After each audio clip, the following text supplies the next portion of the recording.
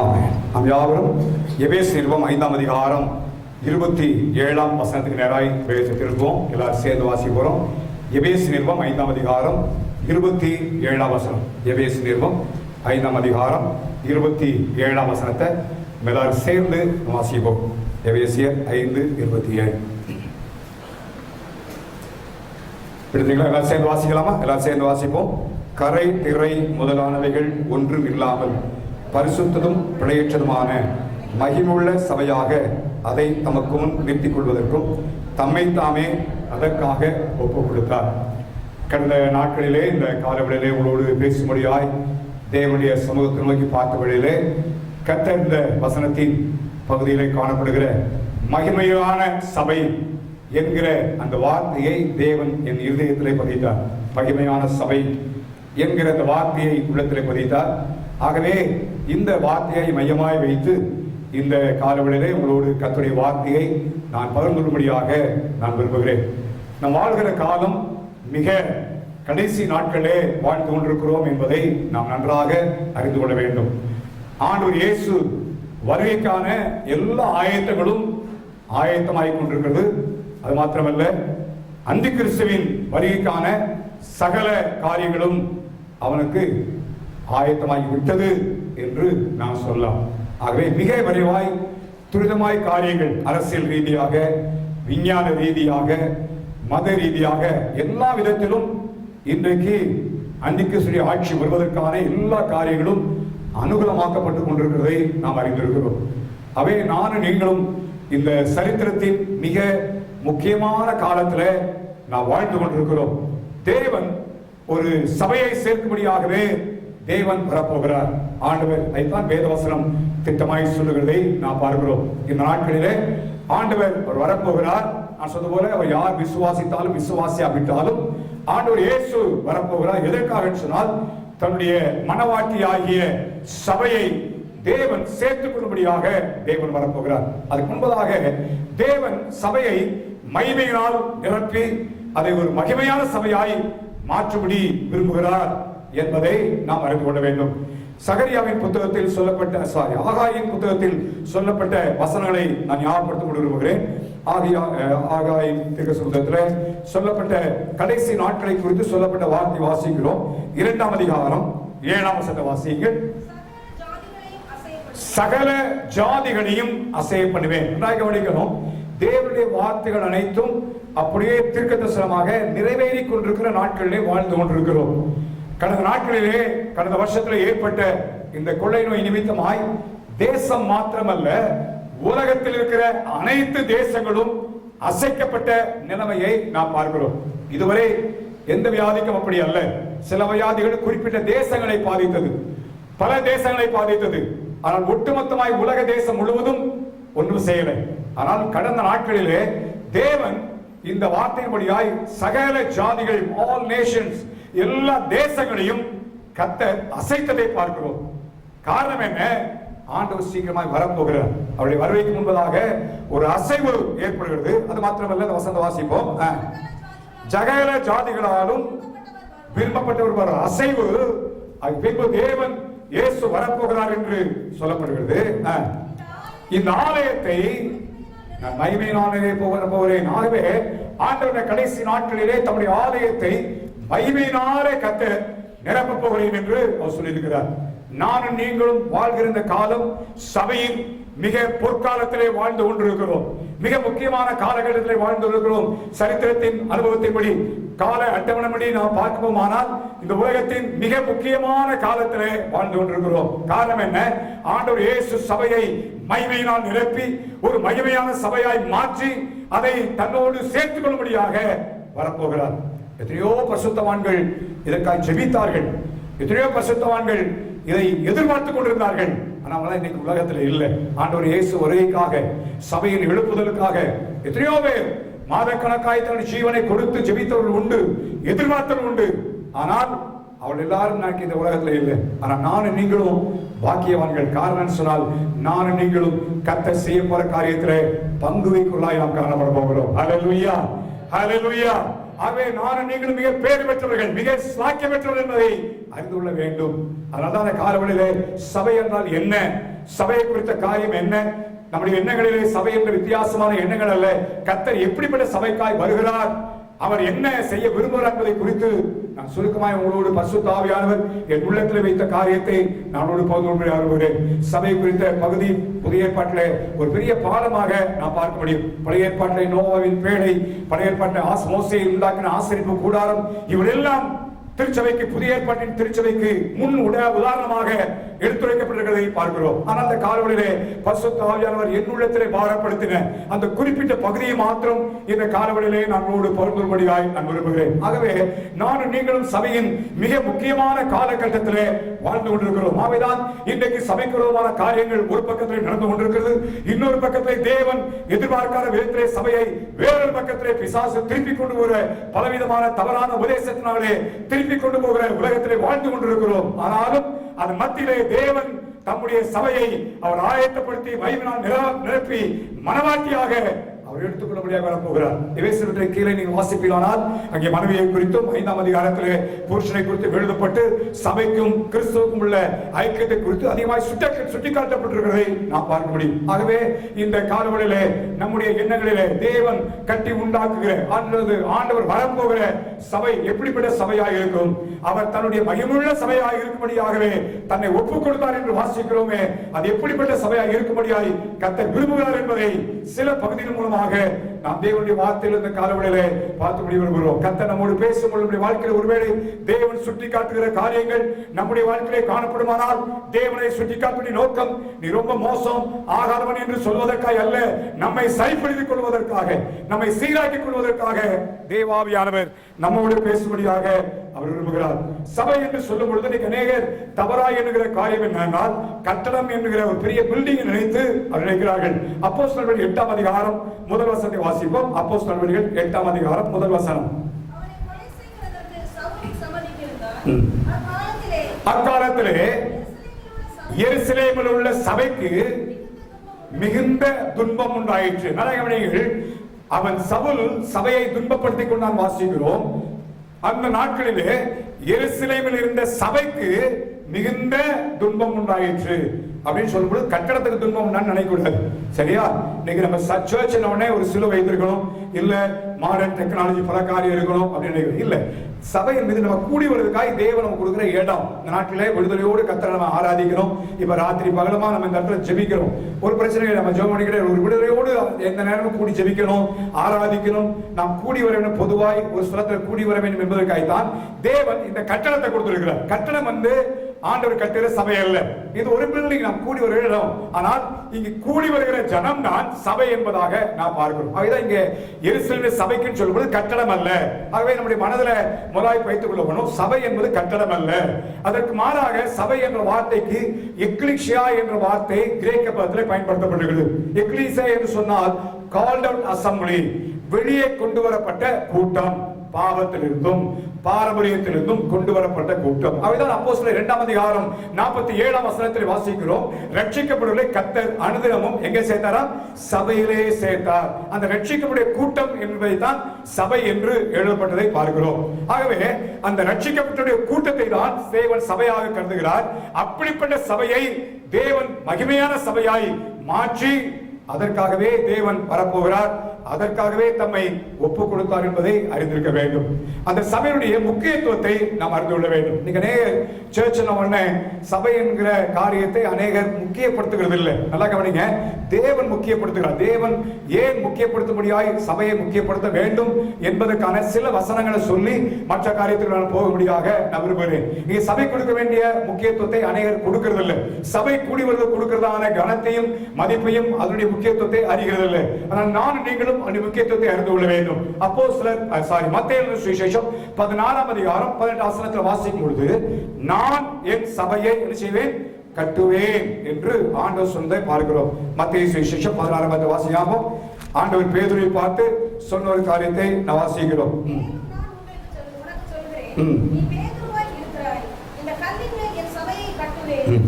இந்த கல்லின் மேல் என் சபையை கட்டுவேன். ஆங்கிலத்தில் I will build my church, என் சபை என்கிறதை பார்க்கிறோம். ஆண்டவர் சபையை கட்டுகிறார். அதான் மிக முக்கியமான காரியம். அதான் கவனிங்க, வானத்தையும் பூமியும் உண்டாக்கினர் சகலோகத்திற்கும் தேவன் அவர் சபையை கட்டுகிறார். இது மனிதனால் கட்டப்படுகிறது அல்ல, எந்த ஒரு மனிதன் கட்டுகிறது அல்ல, எந்த ஒரு ஸ்தாபனம் கட்டுகிறது அல்ல. இன்றைக்கு அரசாங்கத்திற்கு சில காரியங்களை கணக்கு கொடுக்க வேண்டும், உத்தரவு செலுத்த வேண்டும் என்பதற்காக ஸ்தாபனங்கள் என்ற பெயரில் சபைகள் வைக்கப்பட்டிருக்கிறது. கணக்கு கொடுக்கிறோம். இப்ப நம்ம ஒரு பேரை வைத்து இதை கவர்மெண்ட் ரெஜிஸ்டர் பண்ணி இதற்கான ஆடிட்டிங் நாம் செலுத்திக் கொண்டிருக்கிறோம். ஆனால் தேவன் சபையை கட்டுகிறார். சபை என்பது தேவனுடைய, என்னுடைய சபை என்று ஆண்டவர் சொல்கிறார். இதுக்கு ஓனர் யாரும் கிடையாது. இது சபை என்று யாரும் உரிமை பாராட்டுவதற்கல்ல, இது ஆண்டவருடைய சபை என்பதை நான் அறிந்துள்ள வேண்டும். அப்படியானால் ஆண்டவர் தம்முடைய ஊழியர்களை அபிஷேகித்து இந்த ஊழியத்தை ஜனத்தை நடத்தி செல்வதற்கான உத்தரவாதத்தை தேவன் கொடுக்கிறார். அதான் மேய்ப்பனாய் எங்களுக்கு, அது ஊழியர்களாய் எங்களுக்கு கொடுக்கப்பட்ட மிக முக்கியத்துவம். இது எங்களுடைய சபை அல்ல, இது ஆண்டவருடைய சபை. நான் முதல் சொன்னேன், ஒவ்வொரு வாரமும் ஞாயிற்றுக்கிழமை கர்த்தருடைய வார்த்தையை உங்களுக்கு கொடுக்கிறதுக்கு முன்பாக இன்னைக்கு ஆராதனையை முடிச்சிட்டேன்னா இனி அடுத்த வாரம் ஆண்டவரே நான் என்ன வார்த்தையை கொடுக்க வேண்டும் என்று அந்த வாரம் முழுவதும் ஆண்டவருடைய சமூகத்துல என்னுடைய எண்ணங்கள் ஓடிக்கொண்டே அப்படி ஜெபிக்கும் பொழுது நான் ஜெபிக்கிறது உண்டு. ஆண்டவரே இது உம்முடைய சபை, உம்முடைய ஜனங்கள், உம்முடைய ஜனங்களுக்கு என்ன ஆகாரம் தேவையோ நீங்க அதை எனக்கு கூட ஆண்டவரே அதை நான் கொடுக்கத்தக்கதாக அந்த வார்த்தையை கேட்கும் என்று நான் ஜெபிக்கிறது உண்டு. காரணம் என்ன? சபை அவருடைய சபை, ஆண்டவருடைய சபை. அது உத்தரவாதத்தை உடையவர்களாக நம்முடைய ஜெபத்திலும் வேத வாசிப்பிலும் கர்த்தருடைய வசனத்தை போதிப்பதும் உங்களுக்காக உத்தரவாதம் செலுத்துவதிலும் அதில் நாங்கள் காணப்படுகிறோம். ஆனால் சபை என்பது தேவன் சபை, அதனால அதை நாம் முக்கியப்படுத்த வேண்டும். அதுக்குரிய கனத்தை, அதனுடைய இம்பார்ட்டன்ஸை நம்ம உணர்ந்து கொள்ள வேண்டும். என் சபையை நான் கட்டுவேன் என்று அவர் எவ்வளவு ஆணித்தரமாய் அழுத்தமாய் சொல்கிற ஒரு பகுதியை நான் வாசிக்க முடியும். அது மாத்திரமல்ல, எபேசு நிருபத்துல நான் வாசிக்கும் பொழுது அவர் சொன்ன வார்த்தையை வாசிக்கிறோம். அதுக்கு பிறகு அப்போஸ்தலர் 20ஆம் அதிகாரம் 28 வாசிங்க. எபேசு முன்னால அப்போஸ்தலர் 20ஆம் அதிகாரம் 28 அவசரம். தேவன் தம்முடைய சுய ரத்தத்தினாலே சம்பாதித்துக் கொண்ட, நல்லா கவனிங்க, வார்த்தைகளை வாசிக்கும் பொழுது நான் தேவனுடைய வார்த்தையை வாசிக்கும் பொழுது பலத்தமா வாசிக்கும், திரும்ப திரும்ப வாசிக்கணும், வாசிப்போம். தேவன் நல்லா கவனிங்க, தம்முடைய சுயரத்தினால, சுயரத்தினால என் சொந்த சம்பாத்தியத்துல நான் வாங்கினது சொல்றீங்களா? என் சொந்த சம்பாத்தியத்துல. சில வீடு கட்டியிருப்பாங்க, இது யாரு உங்க அம்மா அப்பா எதுவும் தந்தா? என் சொந்த சம்பாத்தியத்துல வாங்கினேன். அது மாதிரி தான் ஆண்டு சொல்றாரு, என் சுய ரத்தத்தின, தமது சுய ரத்தத்தினாலே சம்பாதித்துக் கொண்ட தமது சபை. யாருடைய சபை? தமது சபை. அப்ப ஆண்டவர் இந்த சபையை அவருடைய ரத்தத்தினால வாங்கியிருக்கிறார்கள் சொன்னால் எவ்வளவு முக்கியத்துவத்தை கொடுக்கும், எவ்வளவு அவர் அக்கறை விளையாடுறாரு தெரியுமா உங்களுக்கு? நீங்க ஒரு 10,000 ரூபாயோ அல்லது 15,000 ரூபாய்க்கோ ஒரு செல்போன் வாங்குறீங்கன்னு வச்சுக்கொள்ளுங்களேன். வாங்குறீங்க, அதை எப்படி வச்சிருப்பீங்க? ஒரு மாசத்துக்கு என்ன செய்ய விட மாட்டீங்க, கீழே கூட வைக்க மாட்டீங்க. ஒரு மாசத்துக்கு பிறகு வேற நடக்கிற கதை. ஆனால் ஒரு மாதத்துக்கு யாரையும் தொட விட மாட்டோம், கீழே வைக்க மாட்டோம். சிலத்தில் எங்கே வச்சுட்டாலும் உயிரே போன மாதிரி இருக்கு. செல்ஃபோனை விடுங்க, ஒரு 10 ரூபாய்க்கு ஒரு பேனா வாங்கிட்டு வரீங்கன்னு சொல்லுங்க. சர்ச்சுக்கு வரும்பொழுது ஒரு 10 ரூபாய்க்கு ஒரு ரீஃபில் பேனா வாங்கிட்டு வரீங்க, உள்ளே வரீங்க பேனாவை காணும், நோட்ஸ் எடுக்க பார்க்குறீங்க பேனாவை காணும். பிரசங்கம் ஓடுமா உங்களுக்கு? யார் பேனா எடுத்து அங்கங்கே திரும்பி. அதான் நான் 10 ரூபாய்க்கு இப்போத்தான் வாங்கினேன், ஒரு எழுத்து கூட என்ன செய்யலை எழுதுது. நான் எதை அழுத்தமா சொல்றேன்னா சொந்த ரத்தம். அப்ப எவ்வளவு நம்ம ஒரு 10 ரூபாய்க்கு வாங்கின பேனாவுக்கு எவ்வளவு முக்கியத்துவம் கொடுக்கணும்னா, அப்ப ஆண்டவர் இயேசு தன்னுடைய சுய ரத்தத்தை சிந்தி சம்பாதித்து கொண்ட அவருடைய சபை. அதனால்தான் நான் நீங்களும் சபைக்கு முக்கியத்துவம் கொடுக்கணும். சபையை குறித்த காரியத்தை அறிந்து கொள்ள வேண்டும். ஏனோ தானோ என்ற இடத்துல நம்ம இருக்கக்கூடாது. அநேக திருச்சபையில மக்கள் சபை குறித்த உணர்வு இல்லை, அறிவுள்ள, போதிக்கப்படலை. நானுங்களும் அறிந்து கொள்ள வேண்டும். பரிசுத்த ஆவியானவர் கடைசி நாட்டில் சபைக்காய் வரப்போகிறார். ஆகவே நானும் நீங்களும் சபையின் முக்கியத்துவத்தை அறிந்து அதற்கேற்றபடி நம்முடைய வாழ்க்கையை நாம் அமைத்துக் கொள்ள வேண்டியது மிக மிக முக்கியம் என்பதை நாம் அறிந்து கொள்ள வேண்டும். சுயரத்தினாலே சம்பாதித்த தம்முடைய சபை. இந்த சபையை குறித்து எபேசியர் 1ஆம் அதிகாரம் 23 வாசிக்கிறோம். எபேசியர் 1:23 வாசிக்காமோ 2 காரியம் சொல்லப்படுகிறது. எல்லாவற்றும் சரீரமான சபை. இந்த சபை இயேசு கிறிஸ்துவின் சரீரம். இயேசுடைய சரீரம். நான் ஒரு முறை உங்களுக்கு தேவனுடைய வார்த்தையை நான் கொடுத்திருக்கிறேன். நாம் எல்லாரும் தனித்தனியே அவயவங்களாயும் நாம் ஒட்டுமொத்தமாய் கிறிஸ்துவின் சரீரமாய் நாம் காணப்படுகிறோம். ஐயா, இயேசுவை காண வேண்டும் என்ற உலகத்திற்கு நாம் இயேசுவை காட்ட வேண்டும் என்று கர்த்தருடைய வார்த்தை பார்த்து கொடுத்தேன். இயேசுவின் சரீரம், இது அவருடைய சரீரம். எவ்வளவு அவர் சரீரத்துக்கு அக்கறையா இருப்பார். அவைதான் அப்போஸ்தலனாகிய பவுலை குறித்து வாசிக்கிறோம். அவன் சவுலாக பெயர் மாற்றப்படாத சூழ்நிலையிலே அப்போஸ்தலர் 9ஆம் அதிகாரத்திலே தமஸ்குவில் இருக்கிற கிறிஸ்தவர்களை துன்பப்படுத்தும்படியாக அவன் முப்படத்திலே நிருபங்களை வாங்கி கொண்டு போகிறான். கிறிஸ்தவரை சபையை பாழாக்க வேண்டும், சபைகளை அடித்து நொறுக்க வேண்டும் என்பதற்காக அவன் சென்று கொண்டிருக்கிறான். சென்று கொண்டிருக்கும் பொழுது தேவன் அவனை சந்தித்தார். பட்ட பகலில் சூரிய வெளிச்சத்தில் விழுந்தான், கீழே விழுந்து, ஆண்டவரே நீர் யார் என்று கேட்டான். அப்பொழுது இயேசு பதில் என்ன? நீ துன்பப்படுத்துகிற இயேசு நானே. ரொம்ப ஆச்சரியமா போயிட்டு, நீ துன்பப்படுத்துகிற சவுல் இயேசுவை துன்பப்படுத்தவில்லை, சபையை துன்பப்படுத்தினான். அதான் இங்க சொல்லப்படுகிறது. சபை என்பது இயேசுவின் சரீரம். அது பிறகுதான் பவுலுடைய வாழ்க்கையில ஒரு பெரிய மாற்றம் வந்துச்சு. சபையை குறித்து அவன் எழுத ஆரம்பித்தான். நீங்க அவனுடைய நிருபங்களை நீங்க பார்த்தீங்கன்னா சபையை குறித்து அதிகமாய் எழுதி கொடுத்தவன் அவன் தான். சபையை குறித்த காரியத்தை அதிகமா அவன் எழுதி சபை குறித்த வெளிப்பாட்டை பெற்றவன். சபை என்பது எதற்கெல்லாம் அடையாளமா இருக்கிறது, எப்படிலாம் சபை எப்படி நடத்தப்பட வேண்டும், சபையின் உபதேசங்கள் என்ன, எல்லாவற்றையும் எழுதியிருக்கிற காரனுடைய கண்கள் திறக்கப்பட்டது. அனைத்தான் கண்டுபிடிச்சான் இயேசுவின் சரீரம். அவே அவருடைய சரீரத்தை குறித்து நம்ம ரொம்ப கவனமா காணப்பட வேண்டியது ரொம்ப ரொம்ப அவசியம். அறிமானவர்களே, அதுவே முக்கியத்துவத்தை கொடுக்க வேண்டும். அது மாத்திரமல்ல, அந்த சபைக்கு எல்லாவற்றையும் தலையாக்கினார் என்று He is the head of the church. சபையுடைய தலைவர் அவர்தான். அந்த சபை அவருக்குரியது, அவர்தான் அந்த சபைக்கு தலைவர் என்பதாக நாம் பார்க்கிறோம். அதே வேசியர் 2ஆம் அதிகாரத்தில் நாம் அடுத்த பகுதியில் வாசிப்போமானா, அந்த இயேசு கிறிஸ்து குறித்து எழுதப்படுகிறது. 2ஆம் அதிகாரம் 20 வசனத்தை வாசிங்க. அப்போ 28ஆம் வசனமா 22ஆம் வசனம்.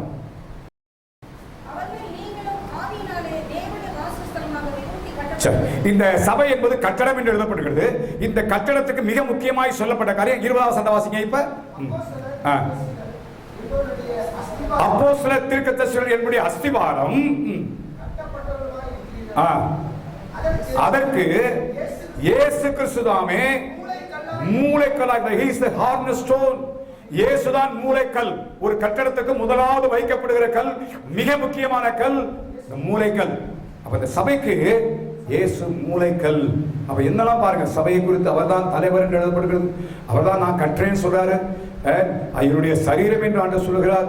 அது மாத்திரமல்ல, அவர்தான் இந்த சபையினுடைய மூலைக்கல் என்று எழுதப்பட்டதை பார்க்கிறோம். அது மாத்திரமல்ல, அப்போஸ்தலர் 1 கொரிந்தியர் 1ஆம் அதிகாரத்தில் 3ஆம் அதிகாரம் 31ஆம் வசனத்தை 11ஆம் வசனத்தை வாசித்தீங்கன்னா 1 கொரிந்தியர் 3:11 இயேசுவே போடப்பட்டிருக்கிற அஸ்திவாரம் கிறிஸ்துவே என்று எழுதப்படுகிறது. அந்த அஸ்திவாரத்தை தவிர வேறு ஒருவரும் இல்லை என்று எழுதப்படுகிறது.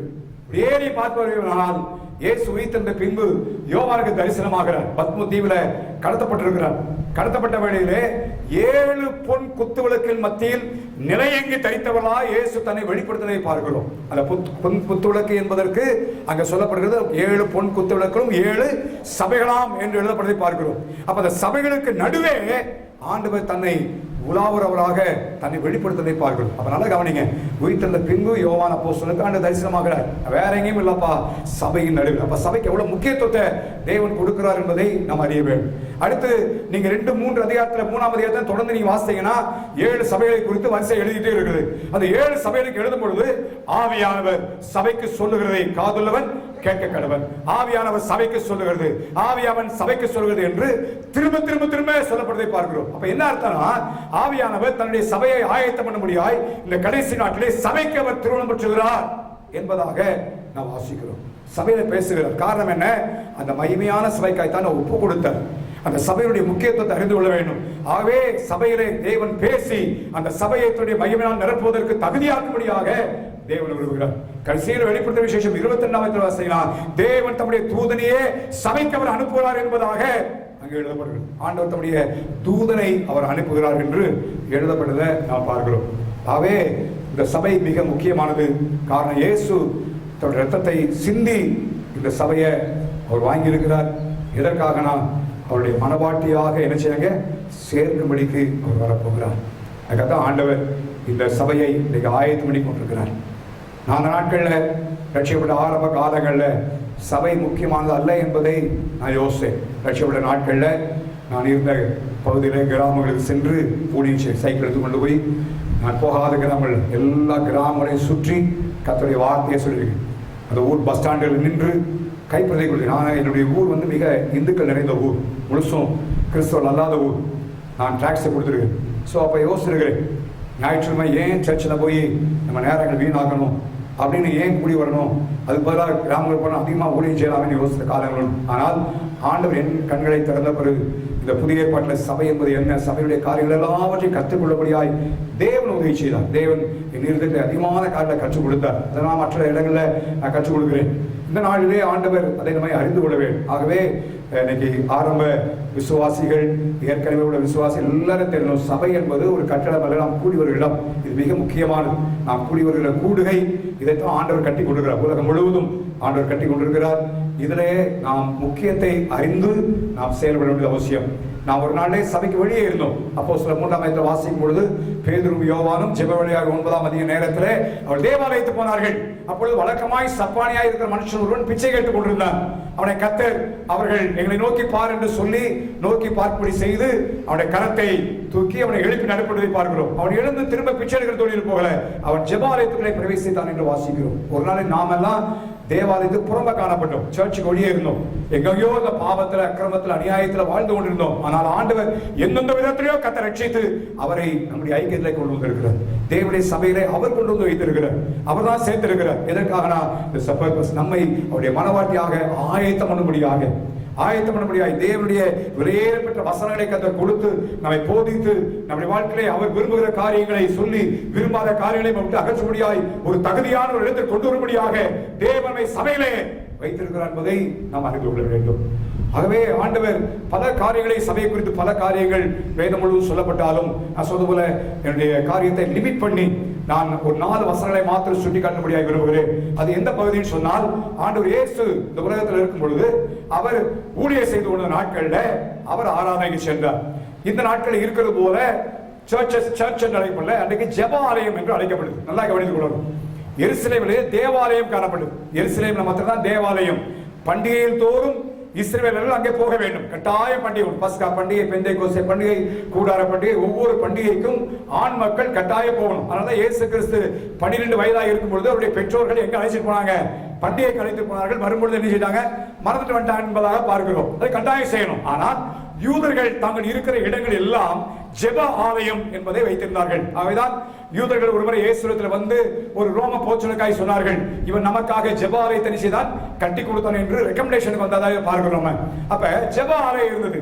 அந்த ஜெப ஆலயத்துல ஓய்வு நாள் தோறும், ஓய்வு நாள்னா சனிக்கிழமை, இன்றைக்கு நாம் ஆராதிப்பது ஓய்வு நாள் அல்ல, நல்லா கவனிக்கணும். இன்றைக்கு நம்ம கர்த்தரை ஆராதிக்கிறது வாரத்தின் முதல் நாள் அல்லது உயிர்த்தெழுந்த நாள்ல கர்த்தரை ஆராதிக்கிறோம். பழைய ஏற்பாட்டில் இயேசு இருந்த நாட்கள்ல ஓய்வு நாளை அவர்கள் மோசே காலம் முதல் கொண்டு வந்ததை பார்க்கிறோம். ஓய்வு நாள் என்பது எதற்கு கர்த்தர் கொடுத்தாருன்னா, வேலைக்கு ஓய்வு, மற்ற எல்லா காலத்தையும் ஓய்வு கொடுக்க சொன்னார். எதுக்காகனா, அன்னைக்கு தேவனை தேடணும், அன்னைக்கு ஆண்டவரை பணிந்து கொள்ளணும், அதற்காகத்தான் அந்த நாளை ஓய்வு நாளா ஆக்கினார். ஆனா புதிய ஏற்பாட்டில் வரும்பொழுது அந்த பாரம்பரியமாய் அவர்கள் நினைச்சார்கள், அதை முக்கியப்படுத்தினார்கள். ஆண்டவரை ஆராய்ப்பதற்காக பல 108 சடங்காச்சாரங்களை வைத்துக் கொண்டு இதை செய்யக்கூடாது, அதை செய்யக்கூடாது. ஆனா இயேசு என்ன பண்ணாருன்னா, அதற்கு அன்னைக்கு தான் பல காரியத்தை செய்திருப்பார்கள். இயேசு வந்து ஓய்வு நாளுக்கும் நான் ஆண்டவராக இருக்கிறேன் என்று சொல்லி பல காரியத்தை செய்ததை நாம் பார்க்கிறோம். அப்ப அந்த ஓய்வு நாட்களை தேவன் இன்றைக்கு நம்ம சபை என்று சொல்லப்படும் நிலைமையில காணப்படுகிற ஜெப ஆலயங்களுக்குள்ளே தேவன் பிரவேசித்ததை நாம் பார்க்க முடியும். ஜெப ஆலயங்களை பிரவேசித்து தேவன் சில காரியங்களை ஒழுங்குபடுத்தினதை அல்லது சில காரியத்தை சரிப்படுத்தினதை நாம் பார்க்க முடியும். ஏன் அப்படிப்பட்ட காரியங்கள் நமக்கு எழுதப்பட்டிருக்கிறது சொன்னால், இன்றைக்கும் ஆண்டவர் தன்னுடைய ஆலயத்தில் தன்னுடைய சபை மகிமுள்ள சபையாய் காணப்பட வேண்டுமானால் அப்படிப்பட்ட காரியங்கள் நம்முடைய சபையிலே காணப்படக்கூடாது என்பதற்காக தேவன் அவர்களோடு இடைப்பட்டதை நாம் பார்க்க முடியும். அந்த காரியங்களோடு கர்த்தர் இடைப்பட்டு அதை சரியாக்குனதை அல்லது விடுதலை பண்ணினதை நாம் பார்க்க முடியும். காரணம் என்ன?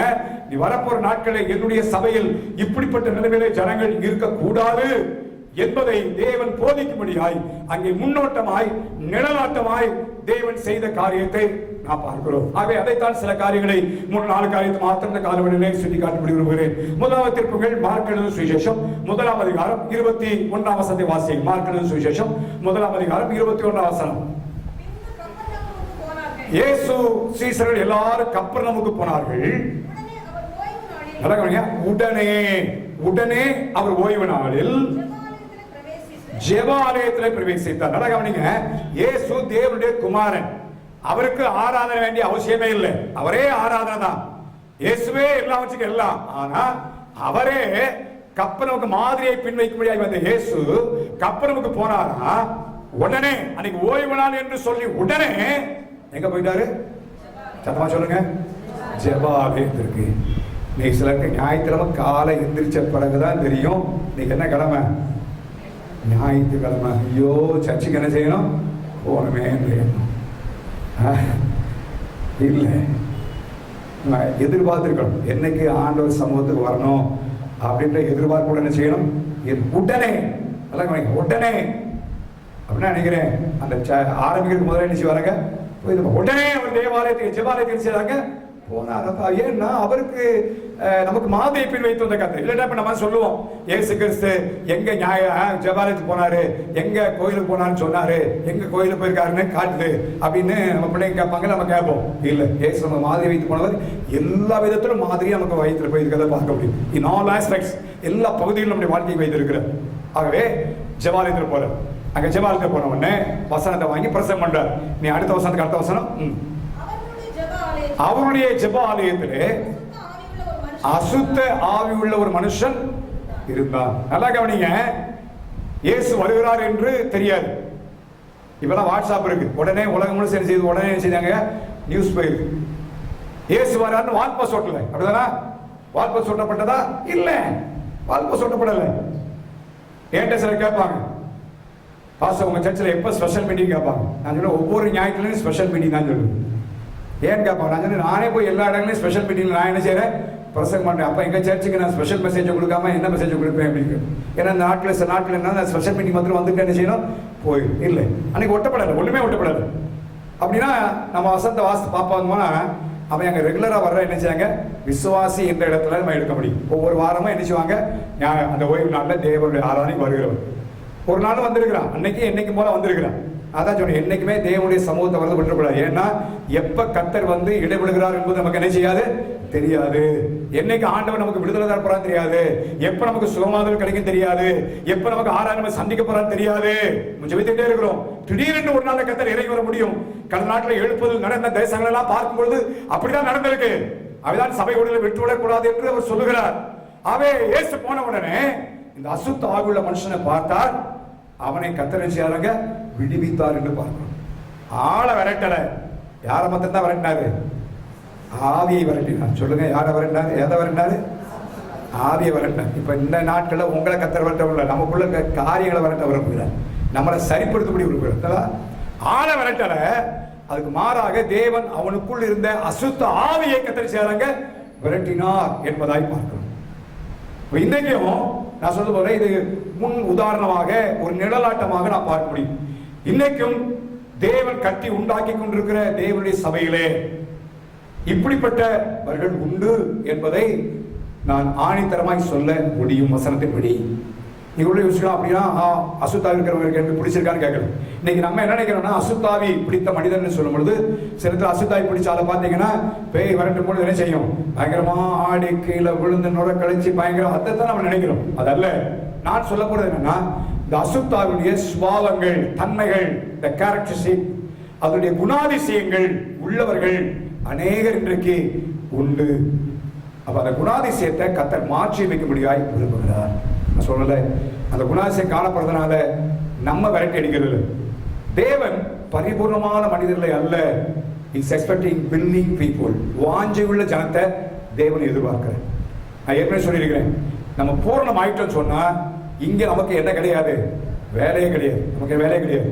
குறைகள் உண்டு, எல்லாரும் குறைவுள்ளவர்கள், பல விதங்களிலே பலவிதமான சுபாவத்தை உடையவர்கள். ஆனால் ஆண்டவர் எல்லாரையும் சபை கொண்டு வந்து அந்த சுபாவங்களை என்ன செய்தாருங்க, விரட்டி அடிக்க முடியாது, அல்லது சுபாவத்தை நம்மை விட்டு அகற்ற முடியாது கர்த்தர். அதுக்குதான் கர்த்தருடைய வார்த்தையின் மூலமாக கர்த்தர் நம்மோடு பேசுகிறார். தேவனுடைய வசனத்தின் மூலமாய் ஒவ்வொரு வாரம் தேவன் நம்மோடு இடைபெறும் காரணம் என்னன்னு சொன்னா, நம்ம அவருக்கு உகந்த மனவாட்டியாய் உருவாக்கும்படியாய் தேவையற்ற சுபாவங்கள் நம்மை விட்டு அகற்றும்படியாய் தான் தேவன் நம்முடைய ஆராதனையை கொண்டு வந்து கர்த்தர் வேத வசனத்தின் மூலமாக நமக்கு இடைபெறும். அப்படிலாம் சர்ச் நமக்கு தேவையில்லை, வசனம் வேண்டிய அவசியமே இல்லை, போதிக்க வேண்டிய அவசியம் இல்லை. நம்மை மனவாட்டியாய் உருவாக்கப்பட வேண்டும். ஆகவே இந்த அசுத்தாவுடைய தன்மைகள் இன்றைக்கு நம்மிடத்தில் நான் சொல்லுகிற காரியங்கள் ஒருவரிடத்தில் காணப்படுமானால் இன்னைக்கு நம்ம ஆண்டவர் சமூகத்தில் ஒப்பு கொடுத்த ஆண்டவரே, இந்த சுவாபங்கள் என்னை விட்டு அகற்றப்பட வேண்டும். காரணம், நான் ஒரு மகிமையின் சபையாக மகிமையின் சரீரமாக கட்டி எழுப்பப்பட வேண்டும் ஆண்டவரே சொல்லி நம்ம அர்ப்பணிப்போம். அதுபோல நாம் கர்த்தருடைய வார்த்தையை கேட்கும் பொழுது ஆண்டவரை கண்டமனுவதற்கு யாரையும் ஆண்டவர் அவர் கண்டமனுவதற்காக வரவில்லை, நம்மை சரி செய்வதற்காக, நம்முடைய தவறை குற்றம் அதை சுட்டி காட்டுடைய நோக்கம் என்னன்னா நம்ம அதிலிருந்து வெளியே வரும்படியாக. ஒரு பையனுக்கு கையில ஒரு புண்ணு உள்ள கொண்டு போகிறோம், டாக்டர் சொல்றாரு உள்ள பஸ் இருக்குன்னு சொல்றாரு, இல்ல இது பணத்தை வாங்குறதுக்காக சொல்றாரு சொன்னா இல்ல, அவர் சொல்வது எதற்கு? நன்மைக்காக. அது அப்படியே விட்டா என்ன செய்யும்? செப்டிக் ஆகி முழு பகுதியும் பாலடைஞ்சு போகும். ஆகவே அந்த டாக்டர் சுட்டிக்காட்டிய நோக்கம் என்ன? அதை சரி செய்ய கூடாம முடியாது. அதே போல தேவனுடைய ஆராதனைக்கு வரும் பொழுது பரிசுத்த ஆவியானவர் கர்த்தருடைய வார்த்தை மூலமாக நம்மோடு பேசும் பொழுது, வேத வசனத்தை வாசிக்கும் பொழுது கர்த்தர் நம்மோடு பேசும் பொழுது ஏன் காரியங்களை சுட்டி காட்டுகிறார்? நம்மை சரி செய்ய முடியாது. அந்த பகுதியில நம்ம வாழ்க்கையில் இந்த காரியம் காணப்படுச்சுன்னா, நான் உன்னை குணமா உன்னை மனவாட்டியாய் மாற்றப்படி விரும்புகிறேன், உன்னை மகிமையினால் நிரப்ப விரும்புகிறேன், ஆகவே இந்த காரியம் உன்னை விட்டு நீங்கணும் என்று விரும்புகிறார். அன்றைக்கு அசுத்த ஆவியை அவர் விரட்டினார். அதுக்கு பிறகு நீங்க பாத்தீங்கன்னா அந்த மனிதன் புத்தி தெளிந்தவனாக அவன் தேவனுடைய பாதத்தில் நினைச்சதாங்க உட்கார்ந்திருக்கிறான். அவன் நேரத்துல நம்ம வாழ்க்கையில புத்தி தெளிவில்லை. சில நேரங்கள் பல கலைஞன புத்தியோடு பல நிலைமையிலோடு இருக்கிறதுனாலதான் இப்படிப்பட்ட தன்மைகள் இருக்கிறது. முதலாவதாக வாசிக்கும் பொழுது அசுத்தாவியுடைய மனுஷனுடைய தன்மையை குறித்து வாசிக்கும் பொழுது பல காரியங்களை வேதத்தில் வாசிக்கிறான். அந்த மார்க்கிலே தொடர்ந்து வருவதனால மார்க்கலின் சுவிசேஷம் அந்த 5ஆம் அதிகாரத்தில் சொல்லப்பட்ட ஒரு சம்பவத்தை ஞாபகப்படுத்தபடியாக விரும்புகிறேன். மார்க்கலின் சுவிசேஷம் 5ஆம் அதிகாரத்தில் அசுத்தாவியில் ஒரு மனுஷனை குறித்து வாசிக்கிறோம். ஆண்டவர் போகிற வழியிலே நடந்த ஒரு சம்பவத்தை குறித்து வாசிக்கிறோம். அவர் அங்கே கதரேயனுடைய நாட்டிற்கு அருகாமையிலே போகும்பொழுது அசுத்த ஆவியில் ஒரு மனிதன் அவருக்கு எதிர்கொண்டு வருகிறான் என்பதாய் வாசிக்கிறோம். அந்த மனிதனுடைய சுபாவங்களை குறித்து ஒவ்வொன்றாக நான் சொல்ல விரும்புகிறேன். முதலாவதாக 3ஆம் வசனத்தை வாசிங்க. அப்போ அவருடைய குடியிருப்பு கல்லறைகளிலே இருந்தது. அவருடைய குடியிருப்பு எங்க இருந்துச்சா? கல்லறை. கொஞ்சம் கான்ட்ராஸ்டா சொல்ல விரும்புகிறேன். பவுல் சொல்லுகிறார் நம்முடைய குடியிருப்போ எங்க இருக்கு? பரலோகத்தில் இருக்கிறது என்று அவர் சொல்கிறார். இங்க நம்ம சர்ச் கட்ட வரும்பொழுது ஒன்றும் இல்லை வயல். அந்த நேரத்தில் ஆரம்பத்தில் அந்த வேலையில சுடுகாடு இந்த கல்லறை தோட்டம், இந்த கல்லறத்தில் எல்லா கல்லறையில் பார்த்தீங்கன்னா எல்லா விதமான காரியம் நடக்கும். எல்லா குடி பல காரியங்கள் நடக்கும். இந்த கல்லறையில் நல்ல மனுஷன் வந்து நினைச்ச மாட்டான், உட்காந்துருக்க மாட்டான். நல்ல மனிதன் நினைச்ச மாட்டாங்க, கல்லறையில் போய் உட்கார மாட்டான். பூங்கா பார்க்குக்கு போகும். பார்க்குக்கு பதிலாக வாங்கப்பா கல்லறைக்கு போகணும்னு சொல்லி பிள்ளைகளை கூட்டு போவீங்களா? என்ன சொல்லுங்க, போக மாட்டோம். ஏன்? கல்லறையில் யார் இருக்கிறதாங்க? செத்த சரீரம் தான் இருக்கு. என்ன இருக்குதாங்க? செத்த பிரேதம் தான் இருக்கு. மரித்தவர்கள் தான் இருக்கிறாங்க கல்லறையில். சரியா? அதனால ஆனா இவருடைய குடியிருப்பு எங்க? கல்லறை. குடியிருப்பே அங்கதானா? எப்ப பார்த்தாலும் யாராவது அட்ரஸ் கேட்டா என்ன சொல்லுவாங்க? கல்லறை தான். அவ்வளவுதான். இங்க போய் பாரு, அவ்வளவுதான். எபேசியர் 2ஆம் அதிகாரத்தில் வாசிக்கும் பொழுது பவுல் எழுதுகிறார் நம்மை குறித்து, முன்பு பாவத்திலும் அக்கிரமத்திலும் நம்ம எப்படி இருந்தோம்? மரித்தவர்களாக இருந்தோம் என்று எழுதப்படுகிறது. அப்ப இந்த வசனத்தை வைத்து பார்த்தா ரட்சிக்கப்படாத நிலைமையிலே காணப்படுகிற ஒரு கூட்டம் என்ன கூட்டம்? செத்த கூட்டம், மரித்தவர்கள். மரித்தவர்கள் சொல்லும் பொழுது அவர்கள் யாரு? அவர்கள் ரட்சிக்கப்படாதவர்கள் என்பதை மரித்தவர்கள் என்று வேதம் சொல்லுகிறது. இன்னைக்கு நம்ம ஆவிக்குரிய பிரகாரமாக அநேக நேரங்களில் ரட்சிக்கப்பட்ட தேவனுடைய பிள்ளைகள், மகாபரிதான ரட்சிப்பை பெற்றவர்கள் இன்னைக்கு ரட்சிக்கப்படாத ஜனங்களோடு ஐக்கியம் வைத்திருக்கிறதை நான் பார்க்க முடிகிறது. சொன்னேன், அவளோடு நட்பு கொள்வது தவறல்ல. நல்லா கவனிங்க. ரட்சிக்கப்படாத நபர்களோடு பழக வேண்டும், அந்த உறவினர்களை அன்பு செலுத்த வேண்டும், அவளுக்கு ஜெபிக்க வேண்டும், அவருடைய காரியங்களிலே நம்ம என்ன செய்யணும்? உதவி செய்யணும், எல்லாம் பண்ணணும். அவங்க எப்படியான கிறிஸ்துவை அறிந்து கொள்ளணும், அதுக்கு வழிகாட்டணும். ஆனால் அவர்கள் படுகிற எல்லா காரியத்திலும் நம்மை ஈடுபடுத்திக் கொள்ளக்கூடாது. அவரோடு ஃபெல்லோஷிப் உறவு வைக்கக்கூடாது, நெருக்கமான உறவை கொள்ளக்கூடாது. சில நேரத்தில் சிலருடைய வாழ்க்கை பல மணி நேரங்கள் ரட்சிக்கப்படாத மக்கள் மத்தியில் செலவழிக்கிறத பார்க்கணும். அந்த நாட்டில் கிராமங்களில் சென்று நான் ஒழித்து கிராமங்களில் அப்போ சொல்லுவாங்க, இந்த மாதிரி ஒரு விசுவாசி இருக்கார், போய் பாருங்கன்னு சொல்லுவாங்க. சார் அவரை கேட்டால் அவர் சொல்லுவாங்க, சார் அவரை பார்த்தீங்கன்னா இந்த டீ கடையில் நினைச்சு வருவாங்க, உட்காந்துருப்பாரு. அடையாளம் இவருக்கு என்னது? டீ கடை. காலையிலேருந்து சாயந்தரம் வரைக்கும் எங்கே உட்காந்துருப்பார் அவர்? டீ கடையில். யாரும் ஒரு ரட்சிக்கப்பட்ட விசுவாசி. ஆனால் பவுல் சொல்ல பாருங்க, நம்முடைய குடியிருப்பு எங்கே இருக்கிறதா? ரட்சிக்கப்பட்டாச்சுன்னா நாம் ஒன்று தேவனுக்கு இருந்த காரியங்கள் இருக்கணும், ரட்சிக்கப்பட்ட ஜனங்களோடு சேர்ந்து நாம் ஜெபிக்கணும். தானியேல் பாபிலோன் தேசத்துக்கு கொண்டு போகப்பட்டான். அவனோடு சேர்ந்து ஏராளமான வாலிபர்கள் கொண்டு போகப்பட்டார்கள். அவன் எல்லாரோடையும் ஐக்கியம் வைத்திருக்கலாம். ஆனா பாபிலோன் எல்லாரோட ஐக்கியம் வைக்கல. தன்னை போன்ற பக்தி வைராக்கியம் உள்ள, தன்னை போன்ற பாவத்திற்கு தன்னை ஒப்பு கொடுக்காமல் தீட்டுப்படாமல் இருக்க வேண்டும் என்று தீர்மானித்துக் கொள்ள ஷாத்ராக், மேஷாக், ஆபேத்நேகோ அந்த 3 பேரோடு தான் நினைச்சாங்க ஐக்கியம் வைக்கணும். அதனால ராஜா சொப்பனம் கண்டு சொப்பனத்துக்கு அர்த்தம் சொல்கிறவன் இல்லை என்று அடிக்கை தேடும் பொழுது தானியேல் தன் நண்பர்களுக்கு, தன் சவுலுக்கு போய் சொல்றான், எனக்கு பரலோகத்தின் தேவனை இறக்க கட்டுவதற்காக இந்த 3 பேர்த்த போய் சொல்லுகிறான். எத்தனையோ நண்பர்கள், எத்தனையோ பேர் இருந்தாங்க. எருசலேமிலிருந்து எவ்வளவு பேர் சிறைப்படுத்திக் கொண்டு வந்தார்கள். ஆனா எல்லாரோடும் பாபிலோன் அவன் ஐக்கியம் வைக்கல.